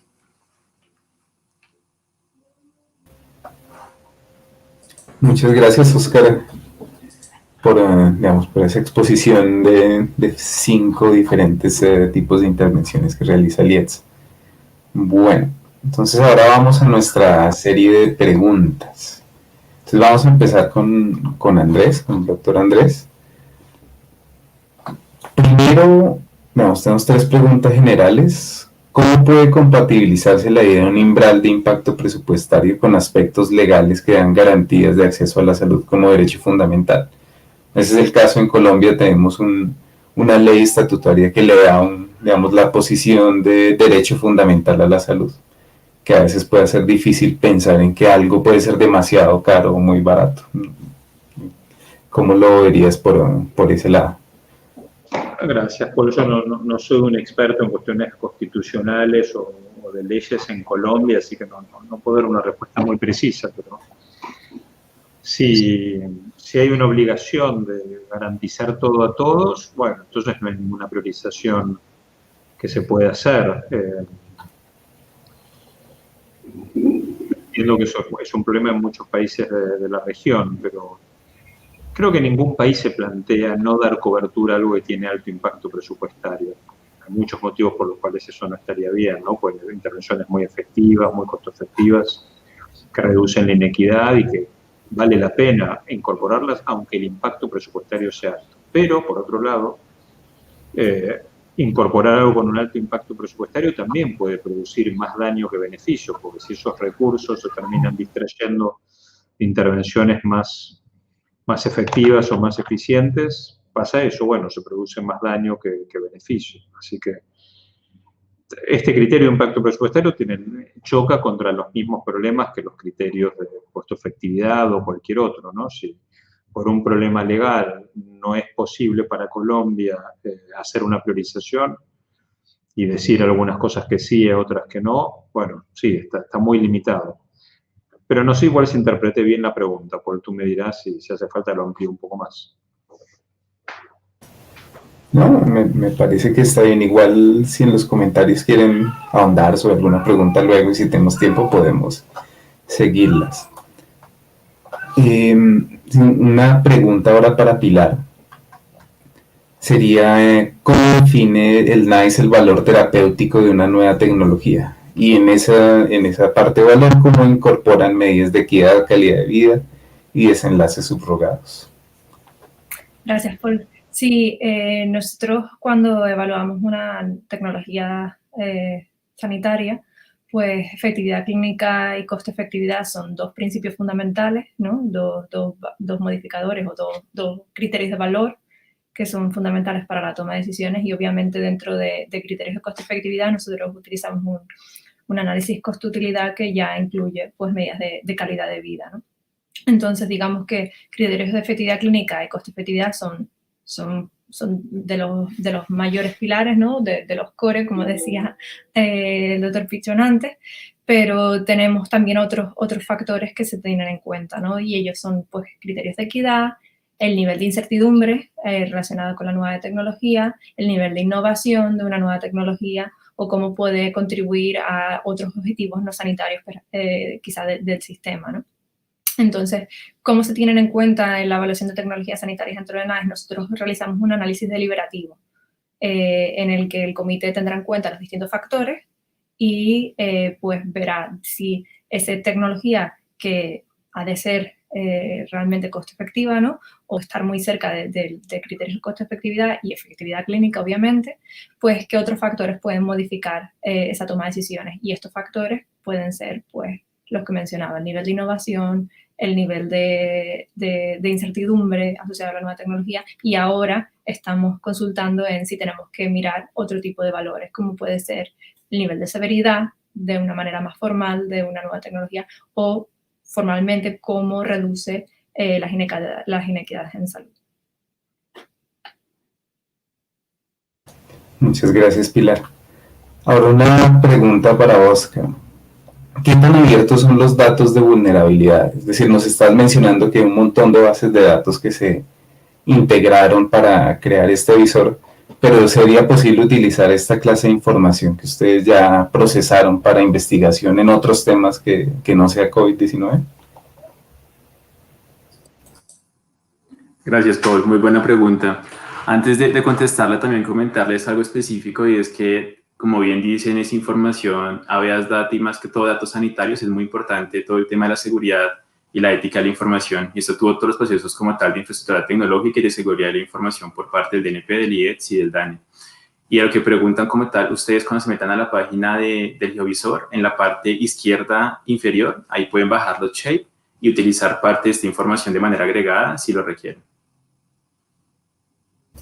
Listo, muchas gracias, Oscar. Ahora otra pregunta para Andrés, y es, en tu estudio, ¿qué otras variables debería tener en cuenta un país para definir su umbral, como estos modificadores de los que hablabas, que considere la macroeconomía local y reduzca la inequidad?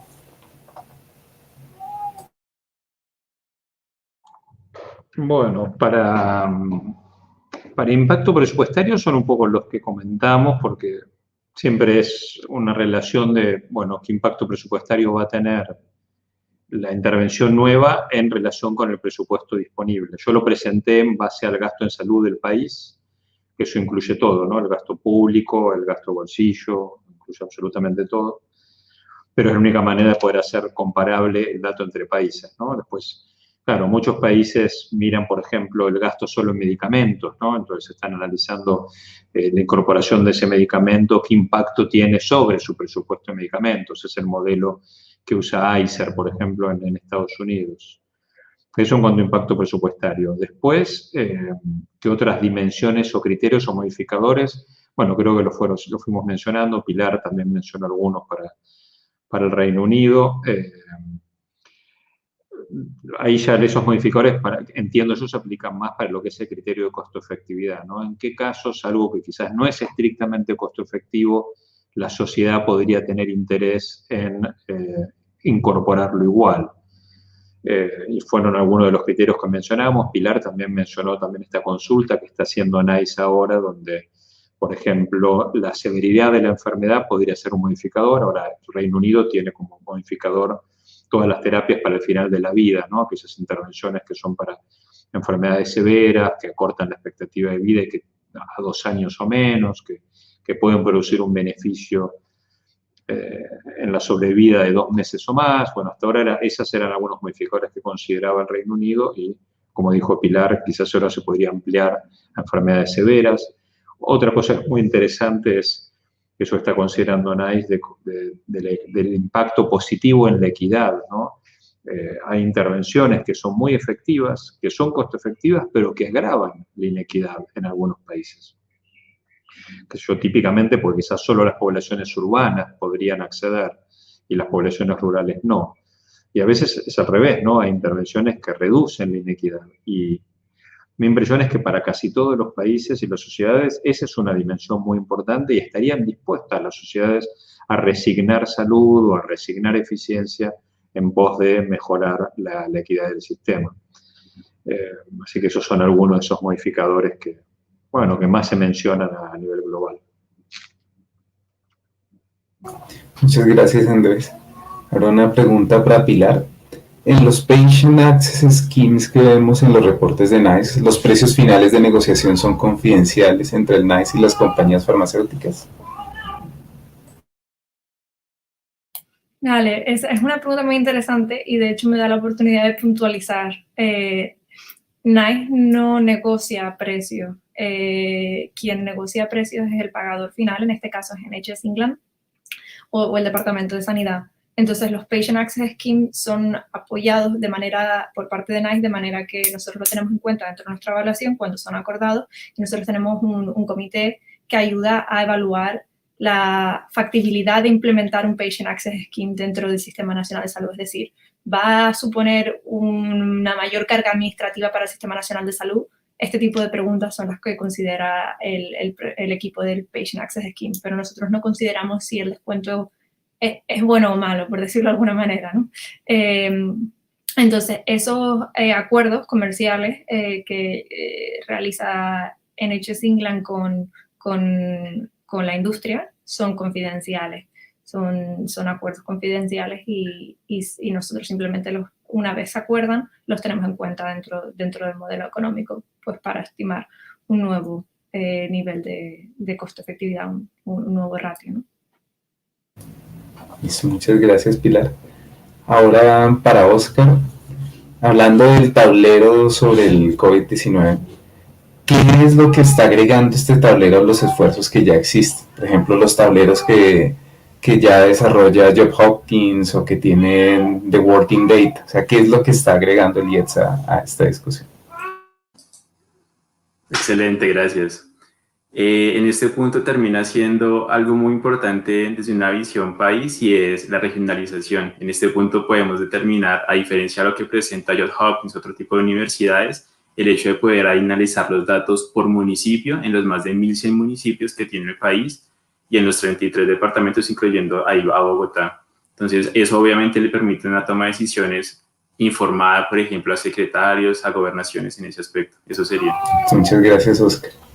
Una última pregunta, pues al menos de las que no estén registradas para Andrés, y es que según el Task Force, la definición de valor tiene varias aristas. En este sentido, ¿qué modelos más innovadores podrían usarse para buscar negociaciones basadas en valor y no solo en criterios unilaterales como el análisis de impacto presupuestal?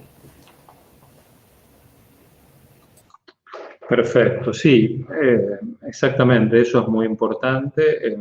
Es muy difícil negociar algo si uno no conoce qué valor tiene para uno, ¿no? Imaginémonos en el manejo de nuestro presupuesto familiar o de una empresa, tenemos que comprar algo y nosotros no sabemos si eso tiene mucho valor o poco valor para nosotros, es un pésimo punto de partida. Lo único que tenemos es el precio que nos ofrece el que lo vende, que lo podemos aceptar o rechazar.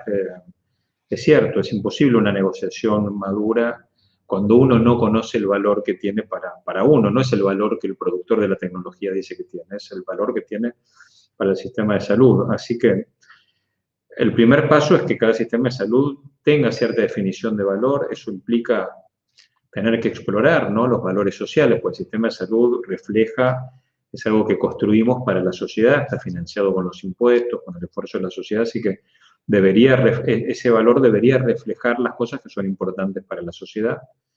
Entonces, implica un grado de consulta y de análisis y una definición transparente bueno, cómo cada sistema de salud va a juzgar el valor. Las cosas, y son muchas dimensiones, ¿no? Bueno, que haya buena evidencia, que el beneficio clínico sea sobre aspectos que son importantes para las personas, que sobre todo es vivir más y vivir mejor, que sea costo efectivo, que reduzca la equidad. Bueno, esas cosas tienen que estar definidas explícitamente. Idealmente también debería estar definido cómo se van a medir cada una de esas dimensiones, pues a veces esas dimensiones son fáciles de decir, pero después también hay que explicar cómo se van a medir. En el caso de la calidad de la evidencia, quizás es más fácil, uno puede decir que va a utilizar GRADE, pero la dimensión de la equidad, bueno, hay menos métodos sobre cómo se van a definir, pero bueno, debería haber cierta definición explícita. Y después está el proceso deliberativo, que es cada vez más importante. En la evaluación de tecnologías, en la toma de decisiones, hay un reconocimiento cada vez mayor de que hay muchas cosas que se pueden medir con precisión y que está bien, deberían ser medidas, pero hay otras que requieren de un proceso deliberativo para poder verlas en profundidad. En estos momentos hay mucho desarrollo metodológico también sobre cómo llevar adelante estos procesos deliberativos. Hay en estos momentos una task force de ISPOR junto con HTAI para definir guías de buena práctica en cómo llevar adelante estos procesos deliberativos. Así que si todo eso está puesto en marcha, bueno, eso permite que los sistemas de salud tengan una idea más clara del valor y puedan ir a una negociación más madura con los productores o con quien corresponda. Pienso que esos serían los pasos lógicos a seguir, que van más allá de simplemente pedir un descuento sobre el precio. Un precio que quizás, aún con descuento, no tiene sentido, por más descuento no deberíamos comprarlo nunca, y en otros casos son cosas que, aún sin descuento, las deberíamos comprar. Pero hasta no conocer bien el valor, esa discusión no se puede tener. Muchas gracias, Andrés. Ahora para Pilar, ¿cómo se financian los diversos estudios que realiza NICE respecto a la evaluación de tecnologías en salud? Y sobre todo, ¿cuál es el rol de la industria farmacéutica en esta clase de estudios y sobre todo en estos planes para recoger datos de seguimiento y similares? Vale, me gustaría puntualizar, NICE en sí no hace los estudios de evaluación económica para una evaluación de tecnología sanitaria. Quien envía la evidencia, en este caso sería el laboratorio o el manufacturer que vaya a someter su tecnología a evaluación, ¿no? No obstante, nosotros tenemos un proceso en el que nosotros recuperamos los costes de la evaluación que vayamos a realizar, ¿no? Entonces existe una tasa que el laboratorio, en caso si estamos hablando de farmacéuticos, la industria, ha de abonar en el momento en el que se va a realizar la evaluación de una tecnología. Entonces realmente es una recuperación de costos para hacer la evaluación. En cuanto a, no sé si la segunda parte se refiere a los acuerdos de acceso gestionado y cuál es el rol de la industria en los acuerdos de acceso gestionado. Obviamente nosotros no podemos obligar a que exista un acuerdo de acceso gestionado. El comité puede considerar que es la medida a tomar, pero ha de ser una iniciativa que ha de venir de parte de la industria y tanto NHS England tiene que estar de acuerdo. Entonces, en cuanto al rol, en primer lugar es la propuesta de ese acuerdo de acceso gestionado y cómo se vaya a realizar, y luego, dependiendo de cuál sea la recolección de datos, pues porque normalmente nosotros consideramos un acuerdo de acceso gestionado cuando existe un ensayo clínico en desarrollo que va a reportar en X número de años y por lo tanto existe evidencia que va a reportar y que nos va a, pues digamos, de alguna forma mitigar esa incertidumbre clínica que tenemos, ¿no? Y a la vez el resto de datos que se suelen recolectar en la práctica clínica. Y así, de alguna manera, podemos comparar si los resultados del ensayo son generalizables a la población, en este caso en Inglaterra, ¿no? Entonces, realmente, durante un periodo de acuerdo de acceso gestionado, ha de haber un acuerdo comercial. Entonces, digamos, de alguna manera, el laboratorio ha de tener un acuerdo comercial con el pagador final, y si existen datos que se están recolectando por parte de la industria, pues ese será su rol, ¿no? Importante mencionar que todos los acuerdos gestionados son limitados en tiempo, no son para siempre, ¿no? Entonces existe un momento claro y limitado en el cuando se reevaluará la tecnología, y en el momento de reevaluar la tecnología también una tasa para realizar la reevaluación a tener en cuenta. Muchas gracias, Pilar.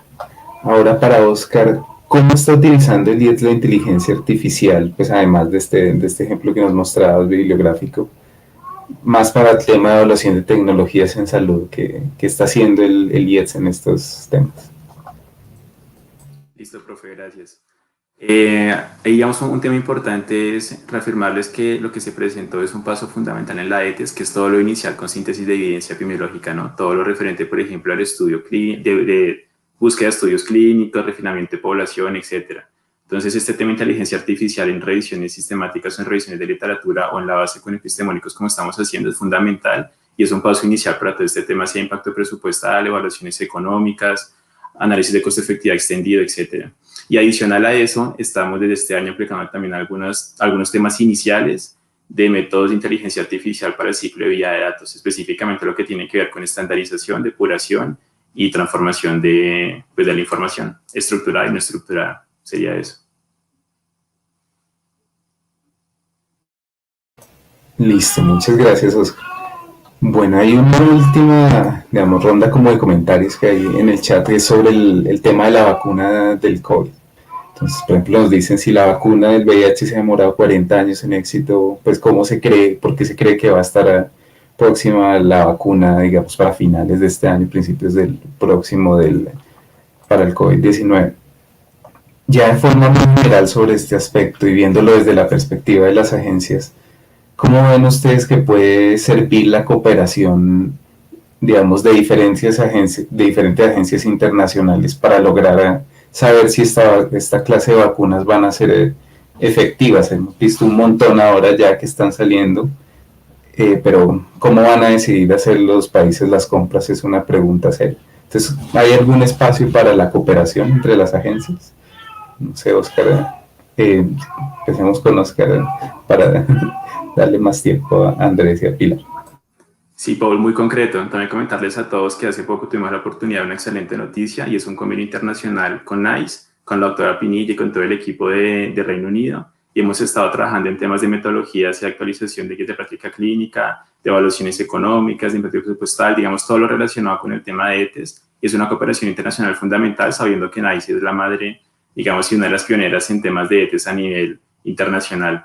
Y lo otro, referente a lo que usted comenta, pues sí ha habido parte, digamos, la doctora Roballo como directora ejecutiva del IETS es miembro como tal del Comité Intersectorial de Vacunas y se ha estado siempre trabajando no solo a nivel de agencias sanitarias, sino también, por ejemplo, con universidades, con centros de investigación, en poder ojalá tomar las mejores decisiones. Y hay también un llamado importante, y es que el IETS como Agencia de Tecnología Sanitaria de Colombia está siempre dispuesto, y obviamente creemos que es fundamental el hecho de poder evaluar la tecnología en salud, en este caso la vacuna, que llegue al país, y el equipo está en la capacidad y en el potencial técnico de poder realizarlo.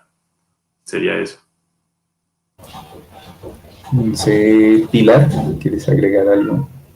Bueno, nada, simplemente pues mencionar que sí, que está claro que la cooperación internacional es cada día más importante. Como bien mencionaba Oscar, tenemos una colaboración con IETS y realmente nos pone de manifiesto que los retos a los que nos enfrentamos son los mismos. Así que si trabajamos juntos, seguro que trabajamos mejor y podemos avanzar para dar respuesta a estos retos un poco más de mi parte. Gracias. Y finalmente, Andrés, ¿algún comentario de cierre? Gracias. Por supuesto, siempre la cooperación es importante. Soy un poco más pesimista en el caso de la vacuna, pues es muy irregular la situación que se está viviendo, ¿no? Ustedes ven las compañías farmacéuticas que anuncian por Twitter los resultados de los cortes intermedios de los ensayos, eso es algo que no debería estar pasando. Y a su vez los países también compiten de alguna manera por acceso, cuestiones políticas, promesas que le hacen los gobiernos a la población, así que también puede ser que haya una situación un poco caótica y que sea más difícil cooperar en ese contexto. Hay un aspecto regulatorio que es clave, ¿no? Por supuesto, sí, pero eso es a nivel de agencia regulatoria. A nivel de cobertura, Ojalá se dé, pero yo pienso que va a ser un poco una carrera ahora al principio, donde cada uno va a jugar sus cartas. Las compañías farmacéuticas, por un lado, que lo están haciendo con la aprobación, y bueno, y los países para tratar de asegurarse las vacunas en tiempo. Pero bueno, ojalá sí haya más espacio para cooperación, aunque justo en este caso es particularmente difícil, ¿no? Por las implicancias que tiene. Muchísimas gracias, Andrés, y muchas gracias a los tres, a Andrés, Pilar y a Oscar, por participar de este panel. Entonces, con esto pues lo damos por concluido. Sandra, ahora sí, si nos dices a dónde vamos. Perfecto. Muchas gracias a todos, muchas gracias a nuestro panelista y a Paul por conducir tan interesante panel. Esta discusión era lo que nos esperábamos, digamos, poder mirar hacia dónde se pueden estar moviendo muchos de los intereses de los economistas de la salud actualmente y las oportunidades que se abren. Excelente lo que pudimos comprender hoy. Aquí por el chat nos están diciendo mucho aprendizaje alrededor de sus conferencias. Entonces, muchísimas gracias al panel por compartir sus reflexiones con todos los asistentes a este Congreso ACOES 2020.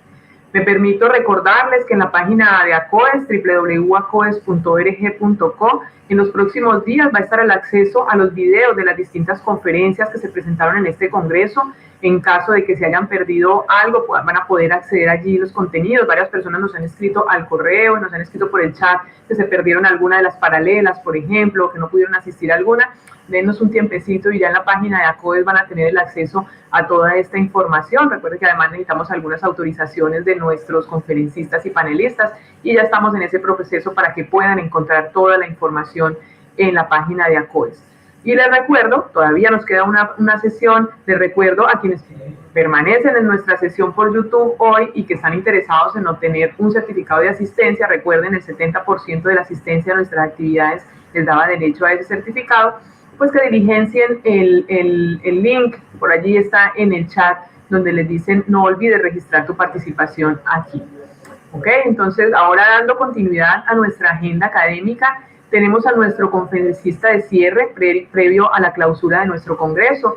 Nuestro conferencista de cierre es el doctor Carlos Scartazzini. Carlos es nativo de Argentina, obtuvo su doctorado y su maestría en economía en Georgetown Mason University. Actualmente lidera el grupo de investigación para el desarrollo del Departamento de Investigación y el grupo de economía del comportamiento del Banco Interamericano de Desarrollo. Ha publicado 8 libros y más de 50 artículos en libros y revistas académicas y es editor asociado de la revista Economía.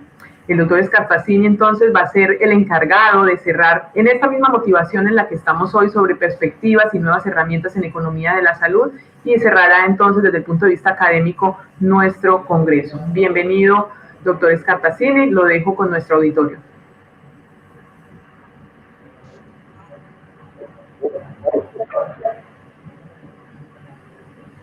¿Me puedo escuchar?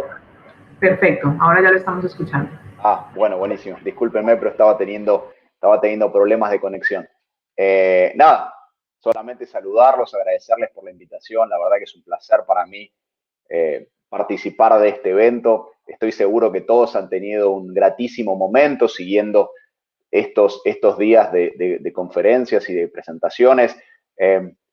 Como decía, para mí es un placer acompañarlos desde Washington. Sé que hay mucha gente acompañándolos desde muchas partes del mundo, así que encantado de hacerlo.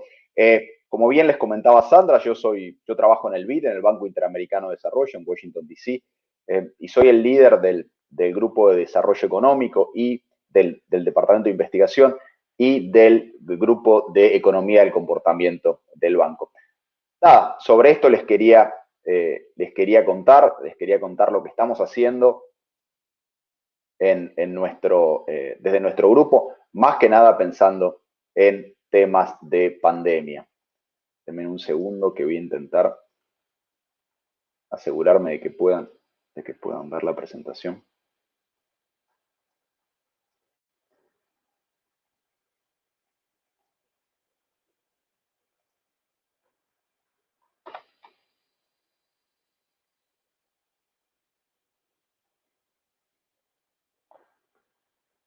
¿Se puede ver bien?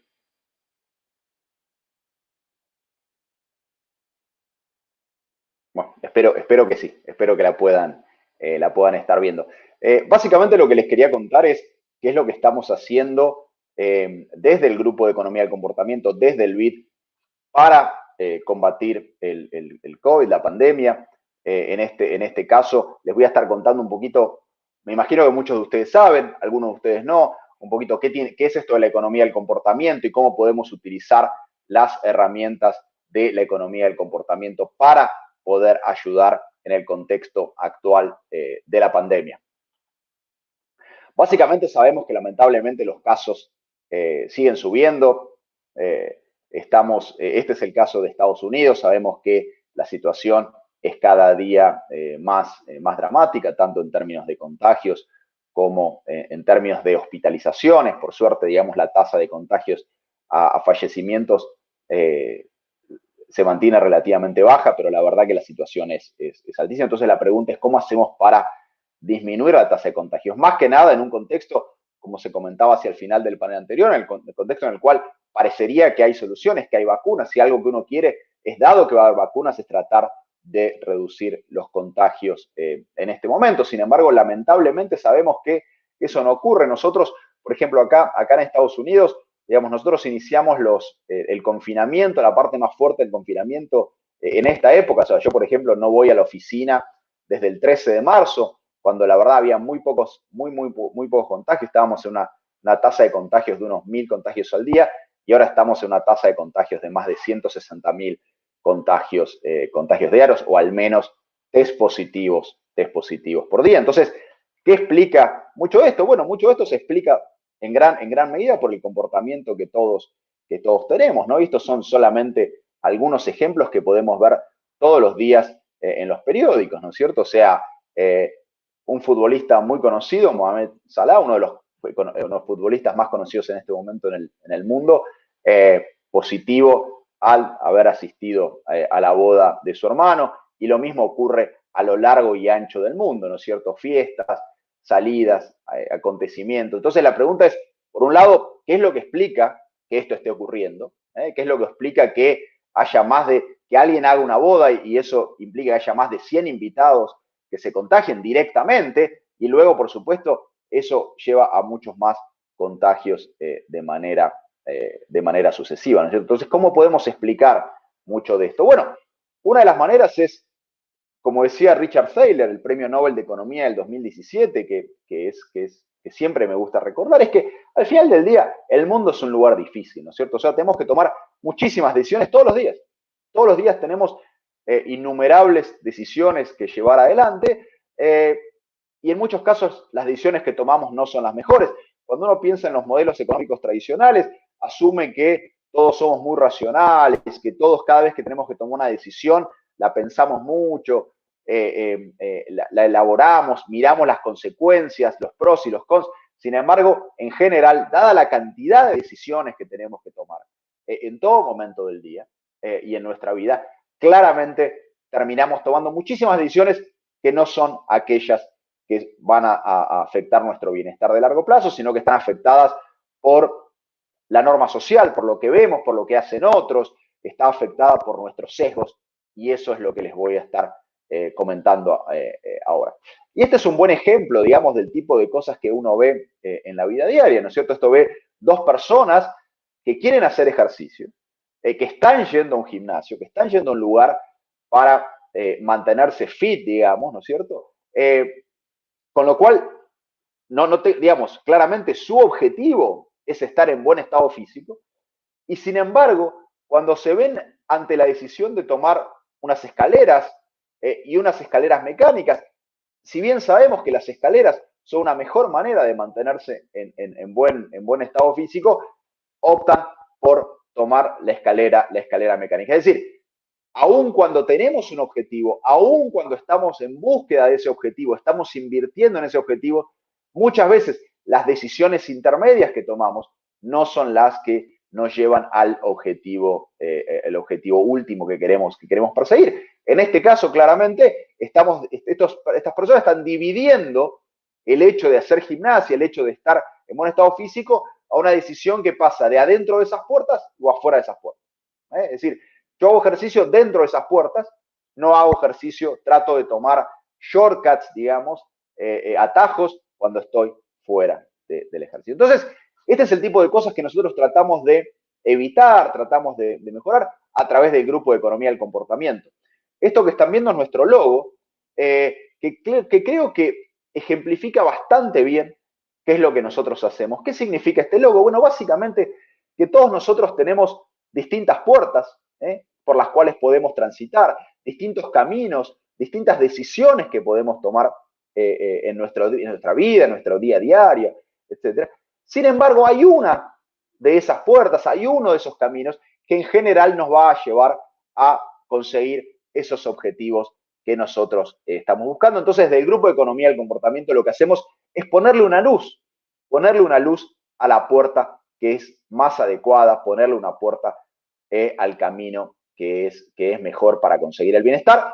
Sin embargo, eso no implica que el resto sigamos tomando el resto de los caminos. Si uno piensa en la economía tradicional, en las herramientas tradicionales de la economía, ¿cuáles eran? Una era poner impuestos.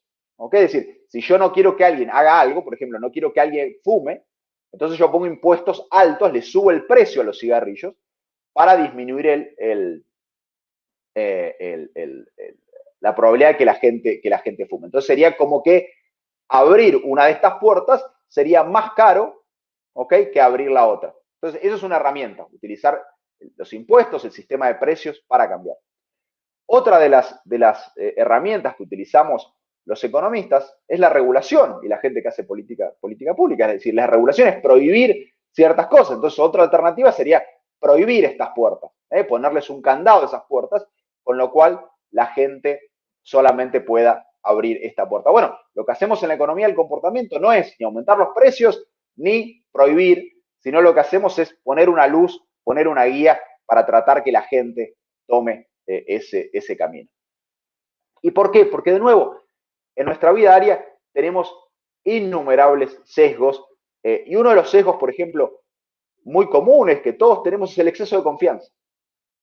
Hay un ejercicio que yo hago muy regularmente cuando tenemos algún tipo de entrenamiento, que es preguntarle a la gente cómo consideran que ellos conducen. Entonces yo le pregunto, bueno, ¿cómo conduce usted? Entonces tienen que entrar en una app y tienen que hacer un pequeño ejercicio y básicamente el 80% de la gente dice que conduce muy bien. El 80%. Entonces, pero cuando uno les pregunta cómo conduce el resto, básicamente la mayoría dice que el resto conduce muy mal. Entonces acá hay algo claramente hay una divergencia, o sea, no puede ser que el 80% nos consideremos grandes drivers, unos conductores excelentes, pero al mismo tiempo el 80% de la población nos considere muy malos conductores. Entonces claramente acá hay un exceso de confianza en cómo conducimos. Nosotros evaluamos nuestras capacidades para conducir por encima de lo que son nuestras realidades, nuestras capacidades. ¿Y qué es lo que hace eso? Bueno, eso hace que tomemos más riesgos, que conduzcamos más rápido, que en muchos casos, lamentablemente, haya gente que conduzca en estado de ebriedad, etcétera, etcétera. Entonces, claramente, este es un sesgo, el exceso de confianza, que nos hace tomar decisiones que van en contra de nuestro bienestar y lamentablemente lo vemos todos los días en las rutas de América Latina con innumerables muertes por accidentes de tránsito.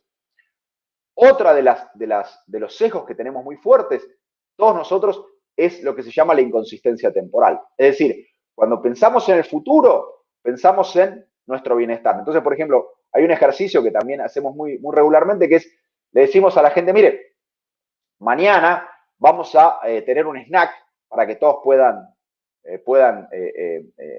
disfrutar. Hay dos opciones, o comer una fruta o comer un chocolate. Bueno, el 75% cuando tiene que pensar en mañana dice, voy a comer la fruta. ¿Ok? Sin embargo, al día siguiente, cuando vuelve el día, básicamente ahí hago un juego donde le digo, mire, discúlpeme, pero me olvidé de anotar exactamente qué es lo que ustedes me habían pedido. Tengo los chocolates, tengo las manzanas, ¿me pueden decir, por favor, qué es lo que quieren? Bueno, el 75% de la gente ahora dice que lo que quiere es el chocolate.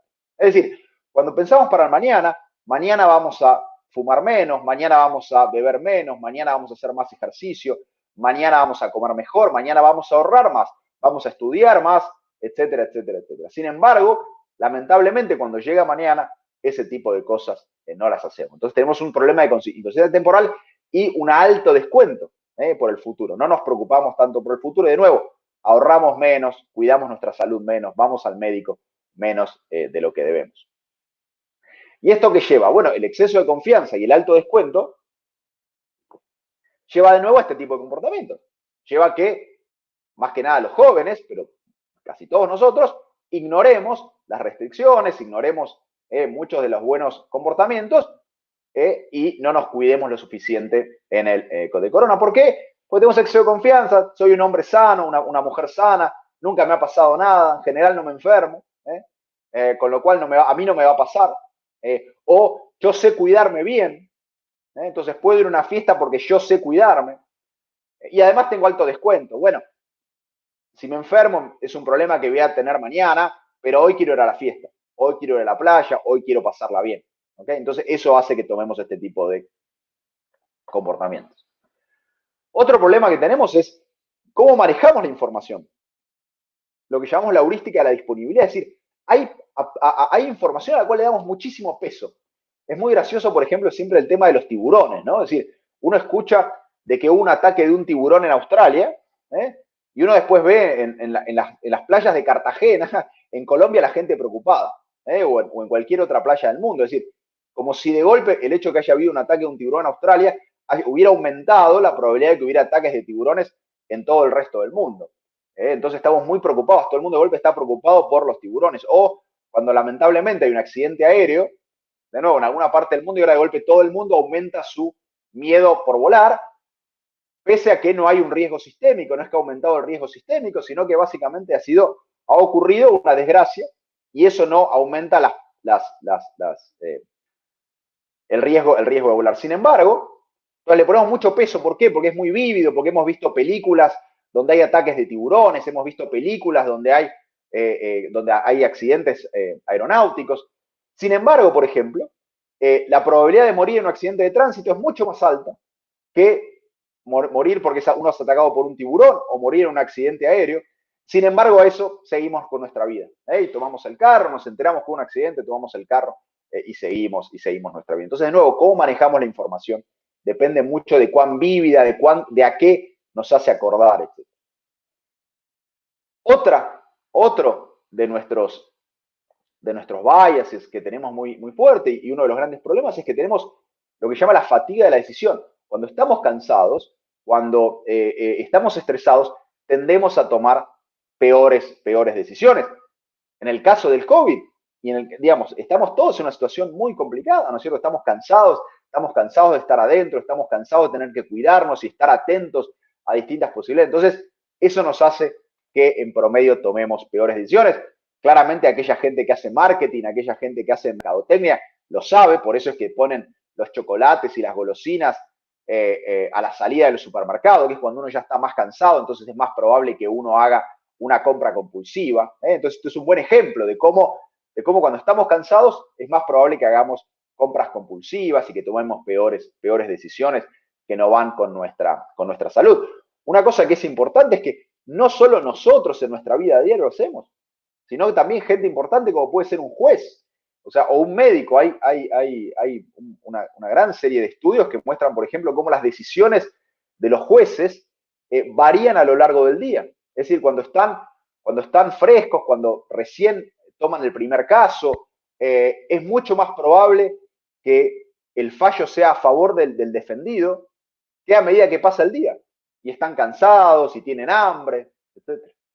También hay evidencia, por ejemplo, que pasa lo mismo con los médicos. Es más probable que un médico recete un antibiótico a un paciente cuando ya ha pasado gran parte del día, cuando tiene hambre, cuando está cansado, que cuando no lo está. Entonces, digamos, la fatiga de la decisión es muy importante en afectar nuestras decisiones. Entonces, eso de nuevo, eso hace hace que la gente tome este tipo de decisiones, ¿no?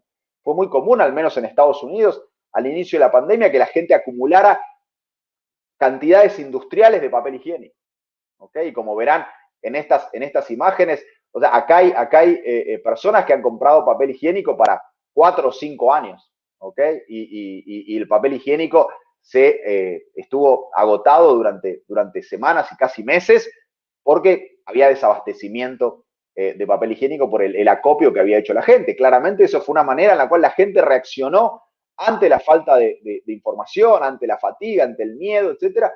Una de las maneras que sintió que podía cuidarse era comprando papel higiénico, que claramente no era la mejor decisión. Bueno, también la fatiga de la decisión lleva a que en ciertos momentos se produzca este tipo de cosas. Esto ocurrió durante una de las fiestas en Estados Unidos, que fue el Memorial Day, pero luego ocurrió durante el 4 de julio, que es otra de las fiestas, y lamentablemente se piensa que va a haber reuniones masivas ahora que viene el Día de Acción de Gracias en los Estados Unidos y hay mucho miedo por lo que pueda ocurrir. Otro de nuestros sesgos es el sesgo de confirmación, y esto lo tenemos todos los días. Esto que agarramos un data point, lo que se llama un pedacito de evidencia, un dato, y a partir de ahí hacemos inferencia. Por ejemplo, una cosa muy común era esta, me acuerdo, durante las discusiones sobre el cigarrillo, era típica discusión que era, no, mi abuelo fumó hasta los 100 años y a él nunca le pasó nada. Entonces no puede ser que fumar sea perjudicial. Bueno, de nuevo, lo que nos dice la evidencia no es que 100% de la gente que fuma se muera al día siguiente. Lo que sabemos es que fumar aumenta la probabilidad de que uno tenga cáncer de pulmón en tanto por ciento, y eso aumenta la probabilidad de una muerte temprana o de tener complicaciones severas de salud a lo largo de la vida. ¿Okay? Entonces, de nuevo, el hecho de que una persona haya fumado hasta los 100 años y no se haya muerto, no significa que fumar no sea perjudicial. Entonces, lamentablemente, esto lo hacemos todos los días. Tomamos un punto, un dato, y a partir de ahí hacemos una inferencia estadística en lugar de utilizar toda la fuente de datos. Es decir, tomamos el dato de mi abuelo que fumó hasta los 100 años en lugar de pensar en los 100, 200, 300 millones de personas que han fumado y para los cuales tenemos evidencia estadística de qué es lo que pasó en su vida. Entonces, de nuevo, este sesgo de la confirmación nos hace que tomemos decisiones que no son las más adecuadas para nuestra salud, para nuestro bienestar.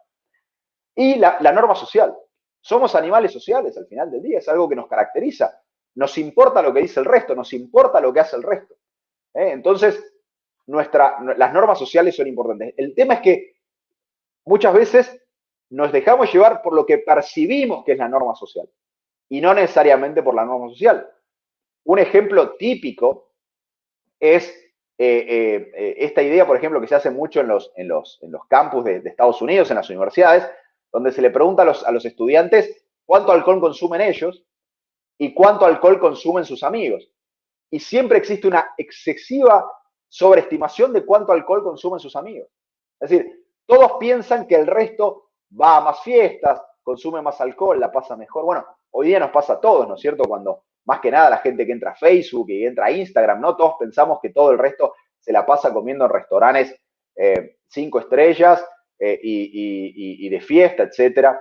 Así que bueno, esa es la situación. Entonces, de nuevo, lo que percibimos, esa norma social, ¿qué es lo que termina siendo? Bueno, termina siendo que, de nuevo, se tomen decisiones como esta, ¿no es cierto? Donde tenés grupos de personas que deciden no utilizar ningún tipo de máscara y grupos de personas donde se utiliza la máscara, en este caso relacionado con diferencias ideológicas también y partidarias, etcétera, pero claramente se genera una norma social en un grupo donde no se utiliza mascarillas, no se utiliza ningún tipo de tapabocas, mientras que en otras se genera la norma social. Entonces, de nuevo, esto afecta nuestro comportamiento. Bueno, les conté algunos de estas biases, algunos de estos desvíos de percepciones, pero la cantidad es innumerable, no voy a entrar en eso.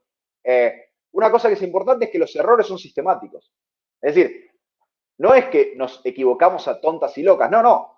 Tenemos exceso de confianza y eso nos hace tomar ciertas decisiones. Procrastinamos sistemáticamente. Bueno, entonces, como los errores son sistemáticos, podemos hacer cosas para poder solucionarlos y podemos utilizar las herramientas de la economía del comportamiento para poder reducir ese tipo de comportamientos, ese tipo de sesgos, como los recordatorios, los incentivos, herramientas de planificación, etcétera, y algo de eso voy a estar hablando. Entonces, lo que les quiero contar ahora es, bueno, nosotros aplicamos esto a innumerables problemas, a todos los problemas que se le puedan imaginar, pero ahora lo estamos aplicando a temas del coronavirus.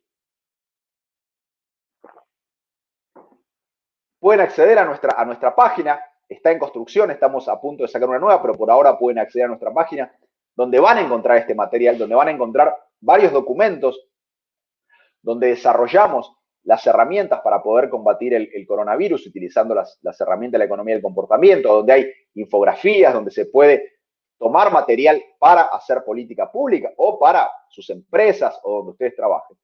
Y al mismo tiempo les voy a contar sobre un quiz interactivo, que es una manera muy divertida y muy amena de que la gente aprenda jugando cómo cuidarse. Bueno, entonces, como yo les decía, hay sesgos, ¿ok? Tenemos un montón de sesgos. ¿Cómo hacemos para proveer información a la gente, pero proveer información que sea efectiva? Bueno, una de las cosas que sabemos que es importante es que se mantenga la distancia.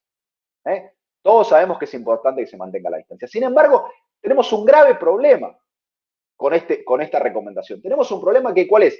Que nosotros no somos como esos robots de las películas de ciencia ficción que con nuestros ojos podemos medir distancia, ¿ok? Y nuestras medidas de distancia están muy afectadas por el entorno en el cual nosotros nos movemos. ¿Qué quiero decir con esto? Es decir, si usted está en un campo de fútbol o al aire libre, en un parque, 2 metros de distancia le parece una distancia muy corta. ¿Por qué? Porque uno está mirando a 200 metros, 300 metros en la distancia. Entonces, 2 metros de distancia parece una distancia muy corta. Sin embargo, si usted está en un autobús o está en un supermercado, 2 metros de distancia es una distancia grande. ¿Por qué? Porque, por ejemplo, es una distancia entre varias filas de asientos en un autobús, o es una distancia quizás más amplia que la que hay entre las góndolas del supermercado, ¿no? Entre donde están los productos del supermercado. Entonces, nosotros naturalmente nos acomodamos a nuestra percepción de distancia. Sin embargo, sabemos que la distancia que tenemos que mantener no se acomoda de acuerdo al lugar que estamos. No es porque estamos en un supermercado, entonces está bien estar cerquita. Y si estamos en un campo de fútbol, está bien estar lejos. No. Tenemos que mantener la misma distancia. Bueno, ¿cómo lo hacemos? Ayudando a la gente a entender cuáles son las medidas. Una es la que se ha incorporado en muchos supermercados, que es marcarle a la gente cuál es la distancia que hay que seguir.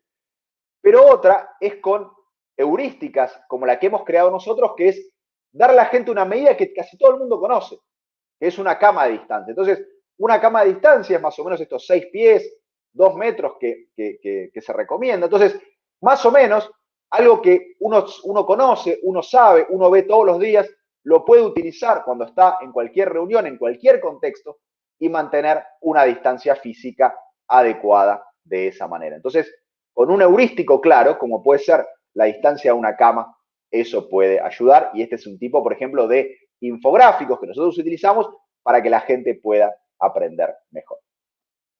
Sabemos que otro tema es el de lavarse las manos, donde los recordatorios son muy importantes. Entonces, por ejemplo, ponerse recordatorios en distintos lugares de la casa puede ser importante. Un recordatorio en la puerta de entrada, en la puerta de entrada de la casa puede ser una cosa importante, cosa de que uno sabe que cada vez que abre la puerta, entonces luego se lava las manos. Entonces, recordatorios son otra de las grandes herramientas que utilizamos nosotros.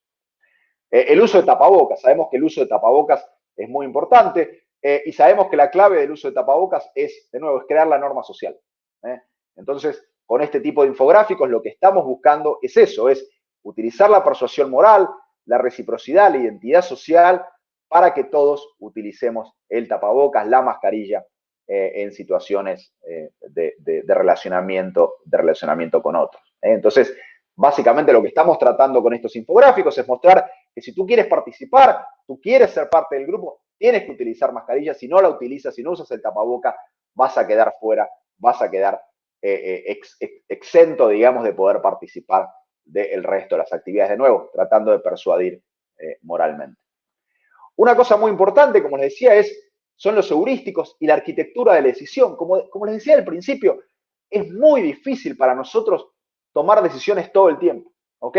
Y es muy difícil porque además no tenemos la capacidad de medir, por ejemplo. Entonces, herramientas como esta que tienen estos niños, que es un juego, que es poner unos gorros con unas varillas, que les indican a ellos que si la relación entre ellos está dentro de esas varillas, es que están muy cerca, es la mejor manera de poder reducir o poder mantener la distancia y reducir el acercamiento. Es decir, es muy difícil decirle a niños decirle, mire, usted tiene que mantener 6 pies de distancia o 2 metros de distancia. Es muy difícil. No es lo natural, no es lo que ellos están acostumbrados, no es la manera en la cual jugar ocurre. Sin embargo, si uno le incluye un tipo de heurístico, como puede ser un gorrito con alas, es parte del juego ahora. Es parte del juego tener eso, y es parte del juego que esas alas no se toquen. ¿Okay? Entonces, hace mucho más fácil cumplir con los comportamientos. Lo mismo puede ser con los separadores, etcétera. De nuevo, lo hace mucho más normal, natural, aun cuando sea una situación muy incómoda y que no preferiríamos ninguno estar en esta, pero ayuda a que la gente tome decisiones. Bueno, también lo hacemos nosotros con nuestros infográficos, tratando de hacer de nuevo, hacer muy claro cuáles son los errores que uno comete cuando, por ejemplo, utiliza el tapabocas de una manera u otra. Entonces, paso al tema del quiz. De nuevo, otra manera en la cual estamos intentando cambiar los comportamientos. Como les decía, una cosa muy importante para aquellos que conocen algo de economía del comportamiento, saben que para que la gente utilice estas herramientas, para que la gente las entienda, tienen que ser sencillas, tienen que ser visualmente agradables, etc. Una cosa que Cass Sunstein, otro de los padres de la economía del comportamiento, ha traído a la mesa en relación al coronavirus, es que tienen que ser divertidas. De nuevo, estamos todos muy preocupados, muy angustiados, muy ansiosos por enfermedades nuestras, de nuestras familias, por pérdidas de trabajo, por el futuro, no sabemos qué depara el futuro. Entonces, es el momento en el cual las cosas las tenemos que hacer divertidas. Entonces, eso lo llevamos nosotros a la práctica, de una manera en la cual creemos que es mucho más efectiva. En lugar de estar escuchando del gobierno un mensaje que dice mantenga la distancia, utilice tapabocas, etc., lo que hemos hecho es crear estos quiz interactivos que se accede a través de Facebook y a través de otras plataformas. De nuevo, está disponible en nuestro website para aquellos que lo quieran hacer y lo puedan y quieran experimentarlo. Donde básicamente, de nuevo, uno va jugando y aprendiendo al mismo tiempo, como ocurre nuevamente en muchas de estas encuestas o quizzes que hay en Facebook y en otro tipo de herramientas tecnológicas de social media, etc. Entonces, por ejemplo, una pregunta puede ser, la última vez que visitaste a algún amigo familiar, usaste tapabocas, entonces uno tiene que contestar sí o no, y a partir de la respuesta que uno da, es que el sistema le genera un aviso, un comentario. Entonces, por ejemplo, dice, bueno, en este caso, como yo había contestado correctamente, bien hecho, vas en camino a ser un corona héroe. Ese es el objetivo del juego, es ser un corona héroe. Entonces, uno va juntando puntos para ser un corona héroe. Entonces, por ejemplo, y da información. Si bien la persona contestó correctamente, le da información. Es súper importante que no nos confiemos, debemos usar tapabocas para cuidar a nuestros amigos, familiares, nosotros mismos, y le da información sobre si las dos personas tienen tapaboca, cuál es la probabilidad de contagio o de estar cuidado o no estarlo cuando uno no usa tapabocas. Lo mismo, de nuevo, tratando de ver quiénes son las personas que se pueden contagiar, tratando de desmitificar esta idea de que los niños no se contagian. Bueno, entonces nuevamente, en este caso yo no contesté, entonces toma como fue una respuesta incorrecta, oportunidad de mejora, todas las personas pueden contagiarse, entonces recuerda que mejor no vayas a reuniones, mejor no vayas con fiestas, todos nos podemos contagiar y hay que mantener la distancia y hay que utilizar el tapabocas. Entonces, uno va juntando puntos, si uno junta los puntos adecuados, eres un coronahéroe supremo, en este caso el nivel máximo que uno puede lograr. Y si no, si uno, por ejemplo, contestó varias preguntas erróneas, es un coronahéroe aprendiz. Tus poderes se están desarrollando, pero tienes que cuidarte más a ti y a los que te rodean. Entonces necesitamos que te conviertas en héroe. Entonces lo invitan nuevamente a seguir aprendiendo, a tomar otro tipo de información, etc. Entonces, la idea de esto, y ahora estamos haciendo evaluaciones de impacto para poder evaluar cuánto efecto están teniendo, pero lo estamos aplicando en muchos países de la región para tratar de ver cuál es eso. Parte de este trabajo lo hemos hecho, vale la pena destacar.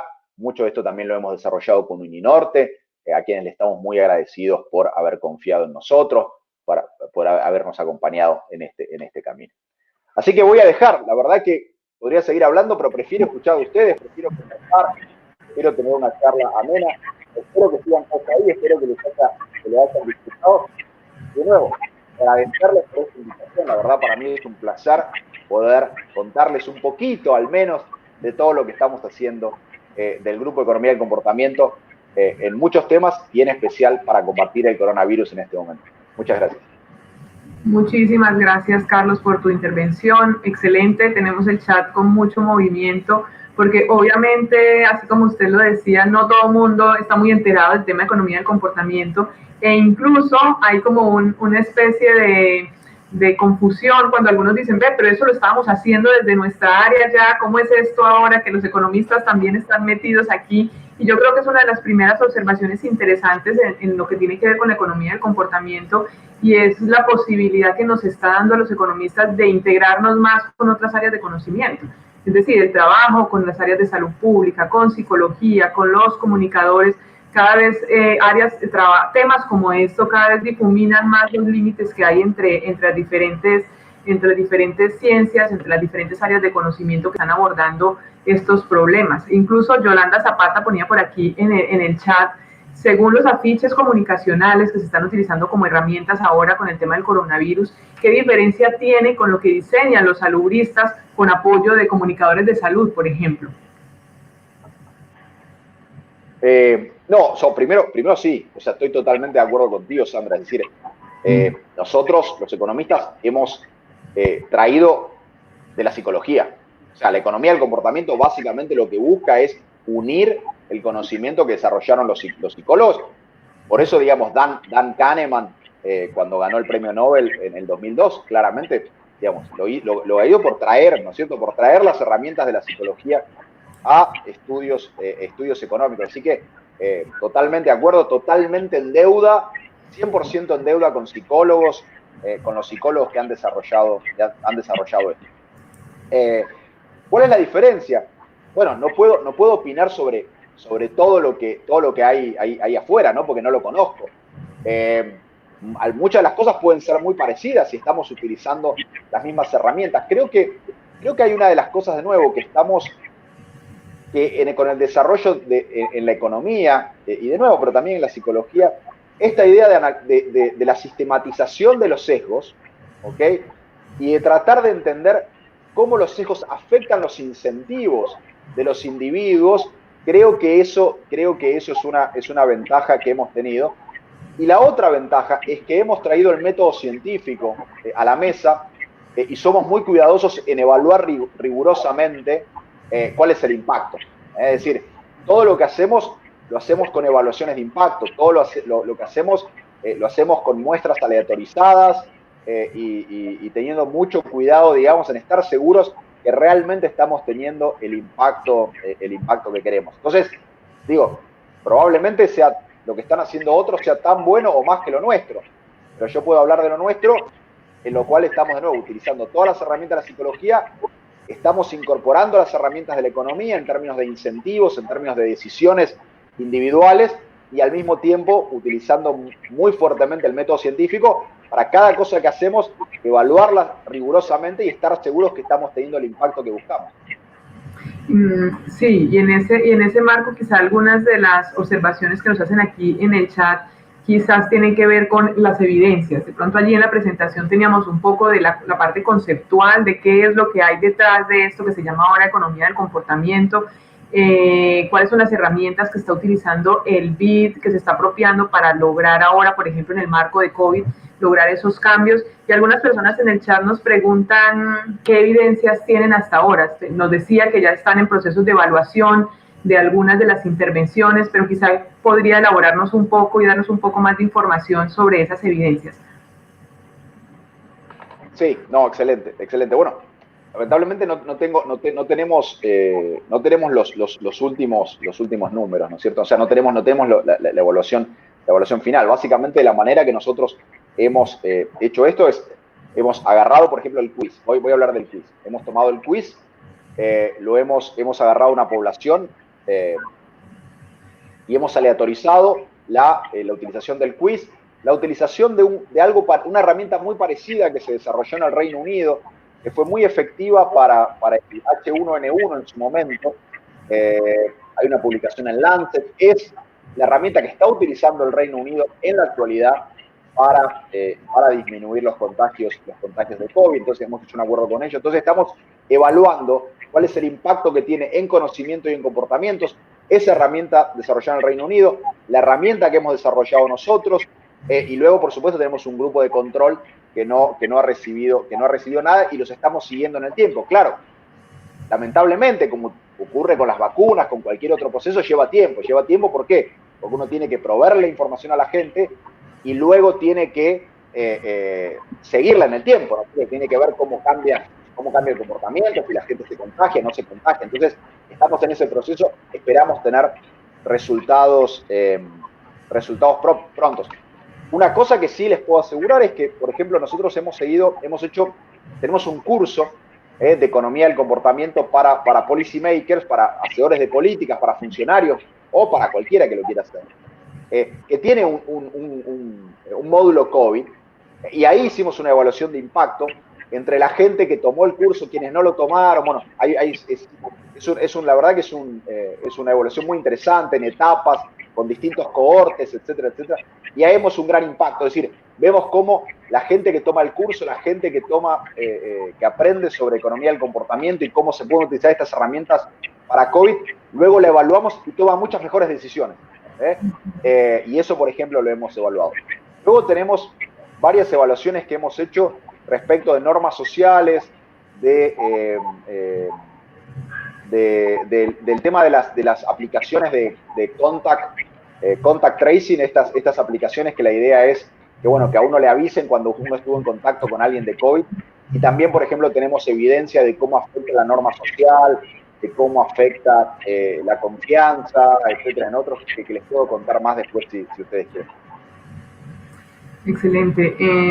Incluso hay aquí un par de observaciones que yo ahora ando súper encarretada también con el tema de comportamental, entonces me encantan todas las observaciones que están haciendo las personas en el chat porque las señalan como algo novedoso y están valorando desde ese punto de vista la intervención. Incluso alguien por aquí ponía, Yolanda Zapata, decía, creo que hemos perdido el año porque a pesar de todas estas estrategias comunicacionales, el comportamiento de la mayoría de la población no es el adecuado. ¿Qué tanto? Porque yo siento que quizá en economía del comportamiento no se trata de determinar cómo perdió el año o ganó el año, sino realmente cómo podemos hacer para ir mejorando.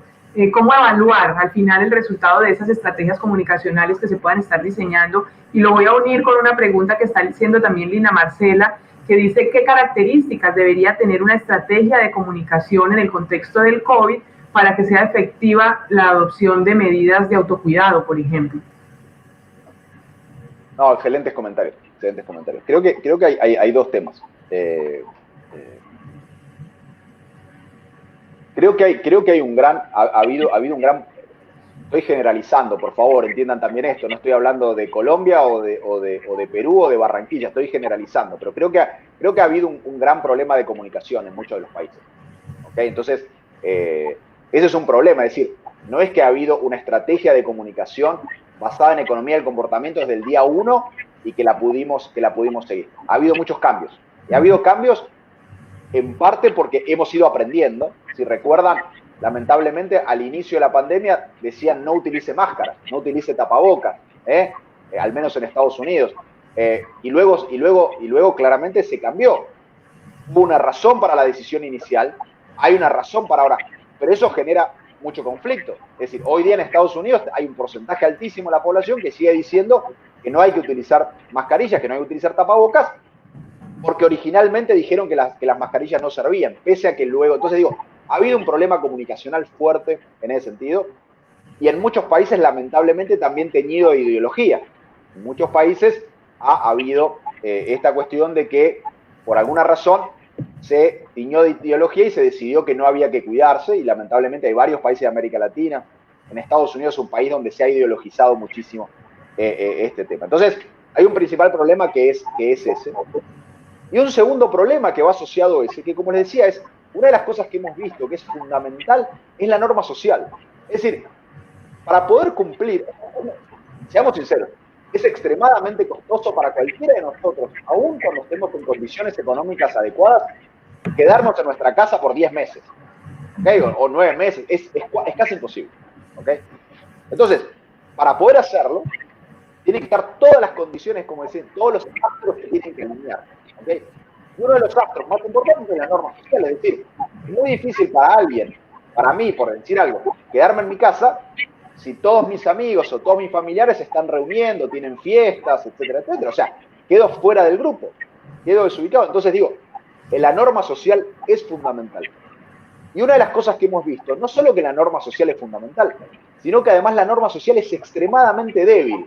¿Qué quiero decir con esto? Hicimos un experimento donde uno tiene dos componentes de la norma social. La norma social tiene dos componentes. Uno es lo que la gente piensa que está bien que hay que hacer, y la otra es lo que la gente efectivamente hace. ¿Okay?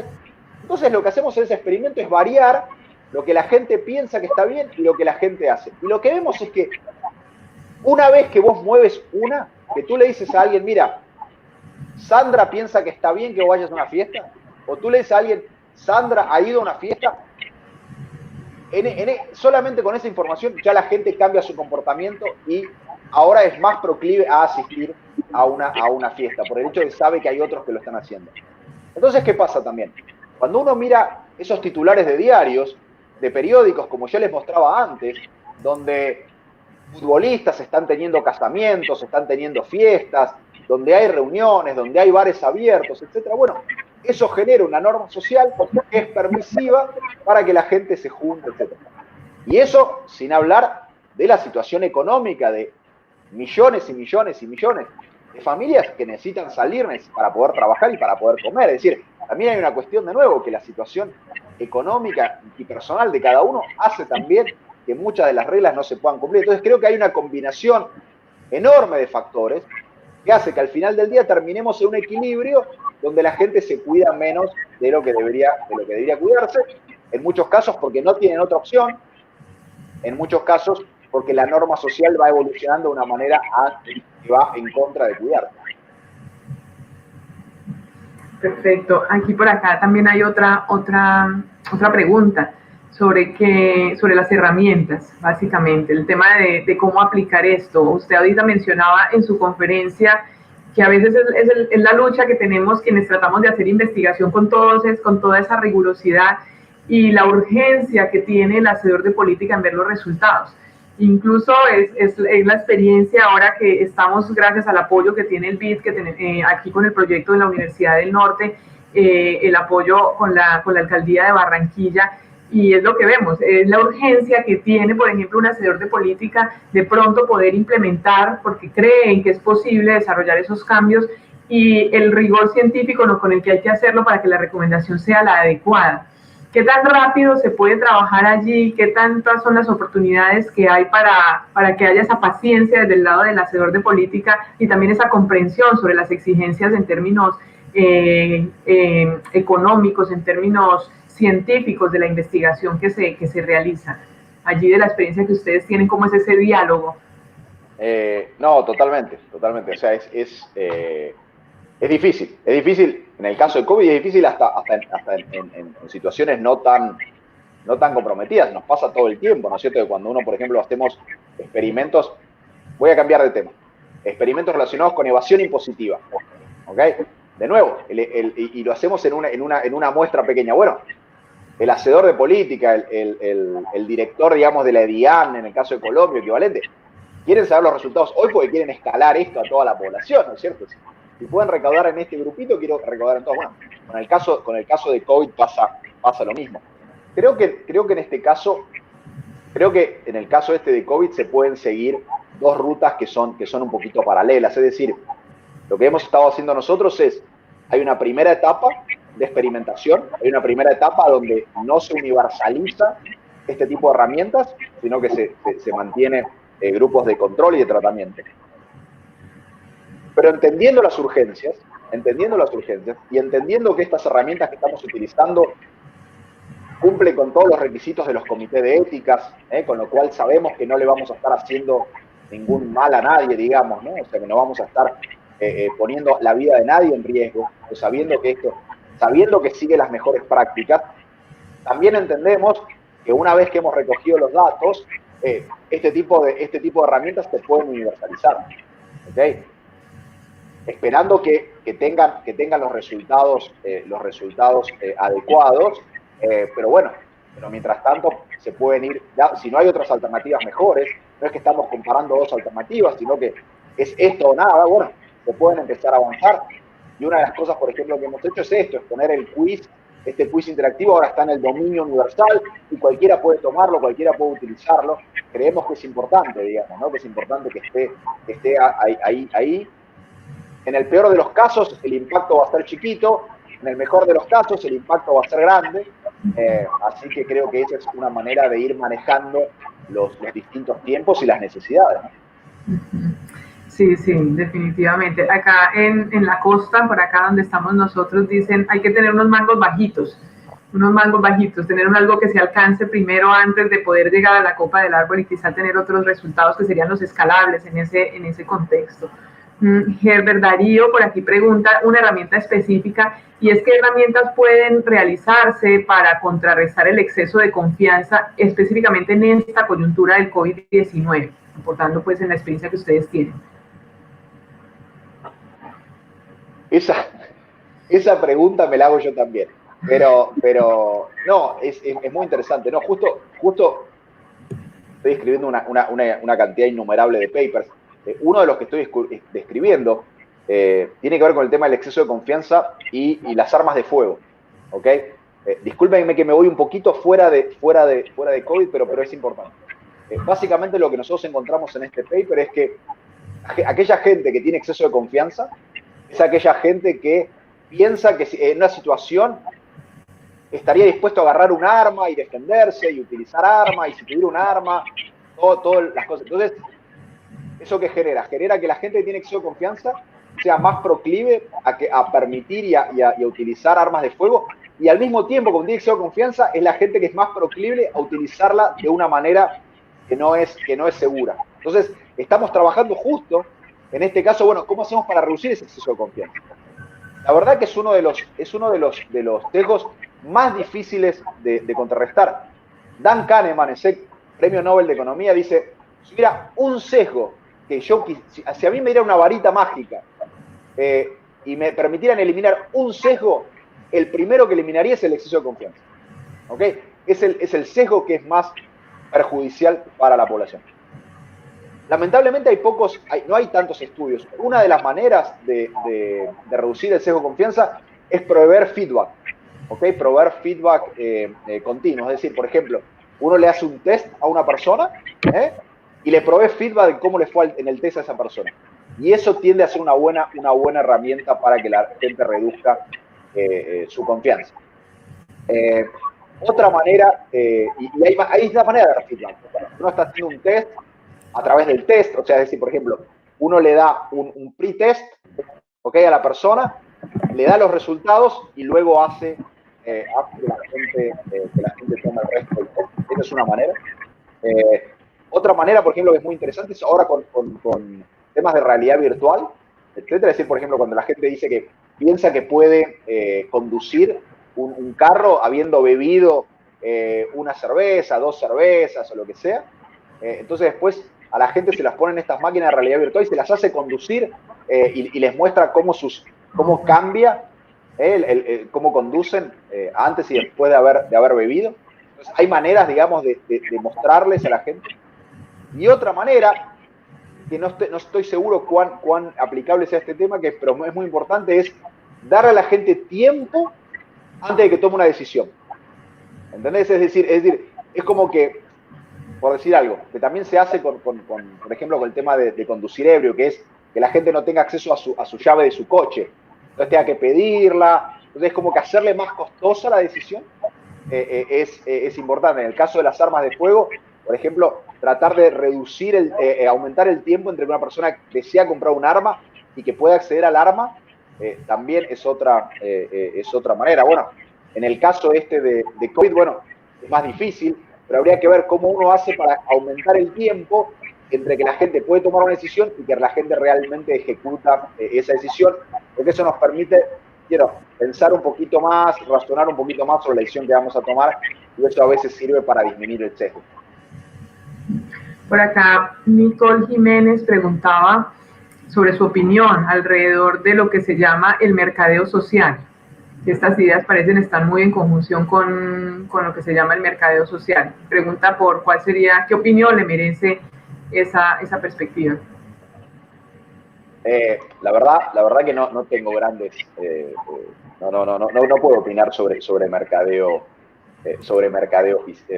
social. La verdad que todo aquello, ¿ok?, que siga los estándares de ética, ¿ok?, todo aquello que sea para mejorar la toma de decisiones en un contexto de libertad, ¿ok?, en un contexto de libertad absoluta, lo que llamamos el paternalismo libertario, que llama Carl Sastin y otro, decir, eso que les mostraba antes, siempre que lo que implique sea poner una luz en una puerta, pero que la gente tenga libertad para tomar otras puertas, voy a estar siempre a favor. Sí puedo hablar más de otras herramientas de mercadeo, de marketing, etcétera, que me preocupan un poquito más. Son aquellas que lamentablemente, por ejemplo, utilizan mucho hoy el social media o las empresas, ¿no es cierto?, que utilizan nuestros sesgos para utilizarlos en contra nuestro y hacerlos que compremos más o que perdamos tiempo en cosas que realmente no nos aumentan el bienestar, ¿no? Entonces, por ejemplo, todo el tema de Facebook o Twitter o Instagram, de los likes y de un montón de otras herramientas que han generado para capturarnos y capturar nuestro tiempo y nuestra atención, claramente esas cosas sí me preocupan más. Sesgos, por ejemplo, o herramientas que utilizan algunas empresas de marketing, como esta cosa de utilizar las normas sociales, por ejemplo, ¿no? Esta cosa, por ejemplo, es muy común en todas las propagandas, publicidades de Coca-Cola, de gente feliz, gente cantando, gente en fiestas, entonces da una idea de que si quieres pertenecer, la única manera de pertenecer es tomando Coca-Cola, ¿ok? Ese tipo de cosas, la verdad que me preocupan. Entonces yo a veces cuando hay gente que me dice, bueno, pero ustedes, ¿qué derecho tienen a estar diciéndole a la gente o tratando de manipular las decisiones que toma la gente en su comida, o en si ahorran o no ahorran, y si van al médico o no van al médico? Bueno, la respuesta siempre es muy fácil. Ahí tienes a miles y cientos de miles de empresas de marketing que todos los días te están haciendo tomar Coca-Cola, comer hamburguesas, etcétera, que es peor para vos. Entonces, si tú me vienes a mí a criticar, porque lo que yo estoy haciendo es asegurarme que los niños se vacunen, o que las mujeres se hagan la mamografía, o que los hombres se hagan colonoscopías, o que se hagan su chequeo, o que los niños estudien, bueno, acepto la crítica, digamos. Soy culpable, y soy culpable de querer que la gente viva mejor y que logre alcanzar los objetivos de vida que tienen adelante, ¿no? Perfecto, me parece excelente. En un minuto, entonces, quisiera, doctor Scartazzini, que usted le hiciera invitación a nuestros interesados en los temas de economía de la salud hacia la economía del comportamiento y hacia esos aportes. Creo que la conferencia nos ha dado muchos tips sobre todas las aplicaciones que tiene. Ya compartimos por aquí, por el chat de la página, el curso, el acceso al curso del BID, pero me gustaría que terminara usted con la motivación alrededor de la economía del comportamiento y el amplio espacio que tiene dentro de la economía de la salud. No, bueno, muchísimas gracias, Sandra, por la oportunidad, y gracias a todos que me están escuchando. La verdad que nada, los invito a que hagan el curso. Creo que es la mejor introducción que pueden hacer. Tomar el curso, que es online, en línea, gratuito. Aquellos que lo terminan se pueden llevar un certificado con mi firma, así que pueden tenerlo de recuerdo y recordarme por muchos años. Y creo que es una buena manera de entrar. En el peor de los casos, van a haber pasado un lindo momento, van a haber aprendido mucho, pero creo que les va a servir a tomar mejores decisiones, porque lo que tiene lindo la economía del comportamiento no es solo que podemos ayudar al resto, sino también ayudarnos a nosotros mismos. Este tipo de cosas que a veces no las pensamos. Si tenemos exceso de confianza o no tenemos exceso de confianza. ¿Por qué procrastinamos? ¿Okay? Creo que son todas cuestiones que son muy importantes y que en la economía de la salud son extremadamente importantes. ¿Por qué? Porque, como les decía recién, se aplican todos los días. Se aplican todos los días en el hecho de que Todos sabemos que la gente se hace menos chequeos de lo que se debería hacer, menos estudios de los que se debería hacer, se cuida sus dientes, su visión, menos de lo que debería cuidarse, y esto es importante para la salud de la gente. Pero también hay herramientas de la economía del comportamiento que son extremadamente importantes, por ejemplo, para el manejo hospitalario, ¿okay? Para mejorar la eficiencia del sistema de salud. Hay un estudio muy interesante que hizo el sistema de salud inglés, utilizando esa herramienta de la economía del comportamiento, donde básicamente tenían un gran problema que era gente que tomaba un turno con un médico y luego no asistía. El costo es altísimo de tener a un médico esperando a un paciente que no aparece. Entonces, utilizaron las herramientas de la economía del comportamiento, redujeron drásticamente los no-show, digamos, la gente que no acudía a las citas, y eso le hizo salvar cientos de millones de dólares al sistema de salud inglés con este tipo de cosas. Entonces lo que digo es, si quieren que la gente sea más saludable, que la gente coma mejor, que la gente haga sus chequeos, que la gente vaya al médico, y al mismo tiempo que los médicos no sobreprescriban, digamos, no prescriban demasiados antibióticos, y que el sistema de salud funcione mejor, la economía del comportamiento puede ayudar para eso. Muchísimas gracias, Sandra.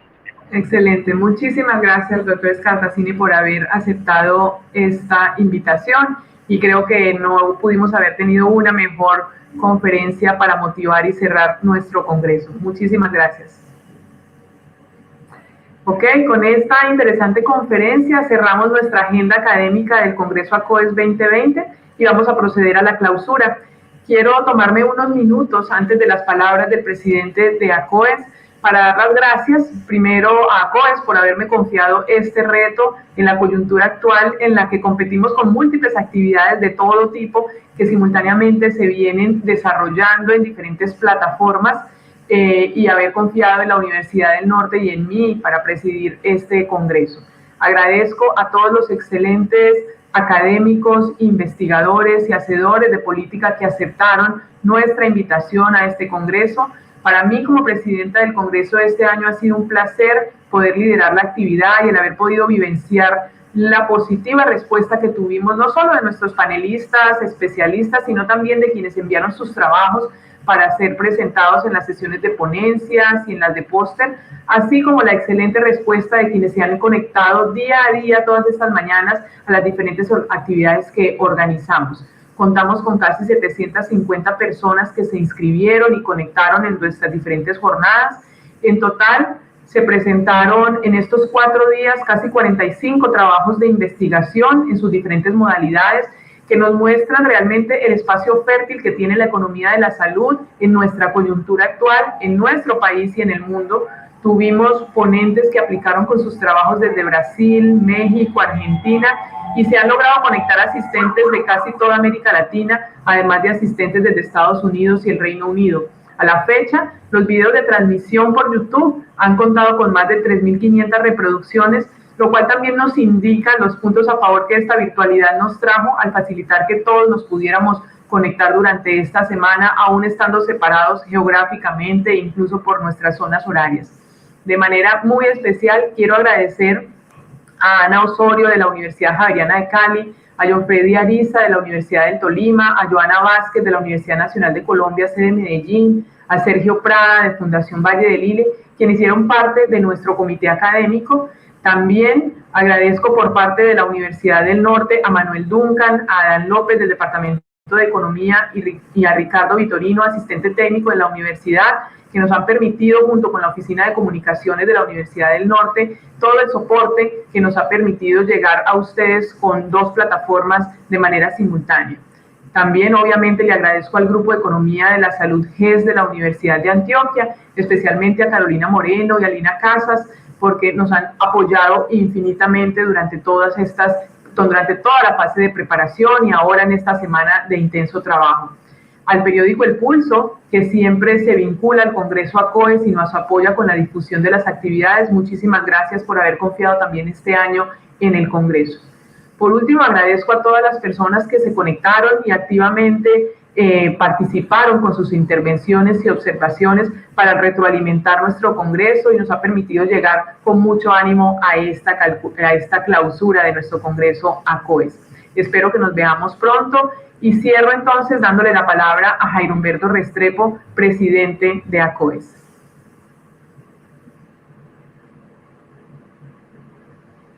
Muchas gracias, Sandra. Un feliz día para todos quienes nos acompañan en este momento de cierre del 7º Congreso de ACOES. Definitivamente se ha logrado un congreso excelente.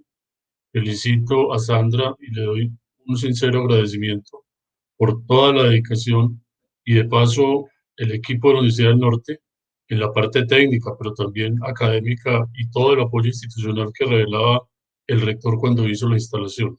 Mil gracias. Creo, Sandra, que usted ha dejado este Congreso en un nivel alto e impone un reto, yo diría, a quienes fuimos fundadores de ACOES, pero también a la nueva generación que debe comenzar a tomar la bandera de esta asociación, que si bien ha cumplido con su Congreso bienal, yo creo que es hora que podamos ampliar el abanico de personas que estén en la organización y que ACOES no solo sepamos de él cada 2 años, sino que en el curso de ese tiempo también podamos recuperar las viejas ideas que teníamos de realizar unas jornadas más continuas. Luego, Sandra, que no paro de decirle muchas gracias y felicitarla a usted y al equipo de la Universidad del Norte, agradecer al comité científico que nos apoyó en la selección de los trabajos, a nuestros conferencistas y panelistas, tuvieron una talla muy elevada. Quiero resaltar que el propósito planteado para este congreso, tengámoslo presente, era reflexionar sobre la relación entre salud y desarrollo, las perspectivas para una nueva década. No estuvimos de acuerdo en incluir en el título la palabra pandemia o COVID, en parte porque queremos jugar al optimismo, de que si bien tenemos un punto de inflexión, un cierto quiebre en nuestra historia, en todo caso, en una mirada de largo plazo, pues debemos mantener la mirada hacia el futuro. Por eso la idea del desarrollo en una nueva década que se inicia en 2021, que termina en 2030 y que en ese año precisamente estaremos haciendo una evaluación del alcance de los objetivos de desarrollo sostenible. Por eso la agenda académica nos permite recoger algunos de los aspectos que nos deben permitir durante estos 10 años y en los distintos congresos que continuamos adelantando, cómo va Colombia en ese cumplimiento y América Latina y el Caribe en el cumplimiento de los objetivos de desarrollo sostenible. Resaltaría de los temas tratados las perspectivas económicas que nos deja José Antonio Campo y cómo Colombia, en particular, es un país que amerita o más bien, que suscita una gran preocupación, especialmente por el avance que tiene la deuda como porcentaje del PIB, pero definitivamente las dificultades que se mantienen en temas del empleo. Es preocupante bastante que Colombia mantenga una cifra de desempleo alta, con tantísima informalidad, y eso amerita, como llamaba José Antonio Campo y otros analistas, a tener unas medidas fiscales un poco más ambiciosas de las que se han adoptado ahora. Es decir, en el campo de las ayudas y la necesidad de una reforma tributaria parece impostergable. En segundo lugar, resaltar la reflexión que a partir de Federico y el panel que se hizo el día miércoles nos debe mantener en la discusión, es la relación entre salud y bienestar. Y fue otro tema, digámoslo así, detrás del telón cuando planeamos el Congreso. Es evitar caer en la discusión relativa solamente al sistema de salud y que más aún en esta situación de pandemia debemos ser capaces de superar esa mirada y concentrarnos en la relación de salud y bienestar, en la noción de salud como un componente del desarrollo. Creo pues que el Congreso nos deja muy buenos elementos para eso, para continuar profundizando en nuestras investigaciones, buscando incidir en la política y en la opinión, poco desmarcarnos de la idea que la salud es solamente el sistema de salud y que en una situación como la actual lo que se requiere es invertir más en el sistema de salud cuando lo que necesitamos es invertir más en la salud y en la protección social. En tercer lugar, resaltar del día de ayer todo lo referente a la distribución de los aportes precisamente que puede hacer la economía de la salud frente a una situación como la que estamos viviendo. Vimos ayer la importancia de mantener un diálogo abierto con otras disciplinas, en particular de la salud pública, de la epidemiología y la medicina, pero muy especialmente en esta situación de la epidemiología. Los economistas debemos revestirnos de más humildad y ser capaces de propiciar y participar del diálogo con otras disciplinas y incidir también en la opinión para que las distintas decisiones que se toman en el marco de la actual situación cuenten precisamente con el conocimiento científico, es decir, ser parte de una serie de paneles de expertos que apoyen la toma de decisiones, pero definitivamente con ese diálogo abierto que además de hacerlo de manera interdisciplinaria, permita hablar de cara al público, que seamos capaces, como lo comentábamos también ayer, de divulgar conocimientos, pero al alcance del público en temas tan complejos como la sostenibilidad financiera del sistema de salud o lo que significa el dilema entre economía y salud, que ayer en el panel estuvimos de acuerdo en que no es falso el dilema entre economía y salud desde lo que significa la toma de decisiones acerca de cómo, qué paso tomar cuando estamos frente a una situación como la pandemia. Y finalmente, hoy hemos tenido 3 presentaciones en el panel y una conferencia maravillosa que nos abren las puertas, ya anunciadas de tiempo atrás, sobre la importancia de examinar el comportamiento y cómo es, de nuevo, que la economía reivindica su carácter de ciencia de conducta. Bien lo ha mencionado el doctor Scartaccini, necesitamos recordar el carácter de ciencia de conducta de la economía, y en economía de la salud y salud. Muchos hemos reconocido que nos hace falta mucho conocimiento sobre la demanda por salud. Y ahí viene otra dosis de humildad para los economistas. Tal vez los modelos que hemos desarrollado, tanto teóricos como la búsqueda de evidencia con herramientas propias de la econometría, deben ser complementadas o superadas con otros enfoques, y la economía del comportamiento nos abre esto. Es un resumen, pues, que me atrevo a plantear como ideas fuerza de este Congreso, que como siempre nos permite ventilar una serie de trabajos como los que pasaron por las sesiones orales y los pósters. Se da la oportunidad de felicitar a todos quienes participaron de ellos. Ha sido de un alto nivel, cada uno recibirá su certificado de participación y presentación del trabajo. Allí quedan entonces unas líneas de trabajo para continuar, y reitero entonces el llamado para que esta comunidad de la economía de la salud, aprovechando este Congreso, estrechemos más los vínculos, que podamos encontrarnos en unas jornadas periódicas para presentar esos trabajos como los que se presentaron acá en distintas líneas de investigación. Agradezco también a Carolina Moreno y Lina Casas, quienes han estado en buena medida detrás de cámaras apoyándonos, al periódico El Pulso, que se vinculó con el Congreso, y finalmente a todos ustedes que nos acompañaron en el día de hoy. Les quiero invitar en la semana próxima, los días 25 y 26 de noviembre, se van a realizar las jornadas de Economía de la Salud de la Asociación de Economía de la Salud de Argentina. Entiendo que por el chat les enviaron la iCard y el enlace para que puedan conocer de qué se tratan estas jornadas. Son las jornadas que realizáis desde hace muchos años. Y de paso, esperar que el año próximo podamos adelantar el Congreso Latinoamericano. En 2018 hicimos el 8º Congreso de la Asociación de Economía de la Salud de América Latina y el Caribe acá en Medellín. Teníamos previsto adelantar el 9º en Chile, pero con ocasión de la situación que estamos viviendo está postergado. Yo espero que con los colegas de Chile, Argentina, Brasil, Uruguay, podamos retomar energías y que adelantemos tal vez desde el primer semestre de 2021 este Congreso. Les invito pues a estar en contacto con nosotros. Recordemos la página acoes.aorg.co o también la página del Grupo de Economía de la Salud de la Universidad de Antioquia. Es muy fácil, www.uda.edu.co/GES. Mil gracias y felicidades para este resto de año. Los siguientes contenidos de Uninorte.co te pueden interesar. No olvides suscribirte a nuestro canal.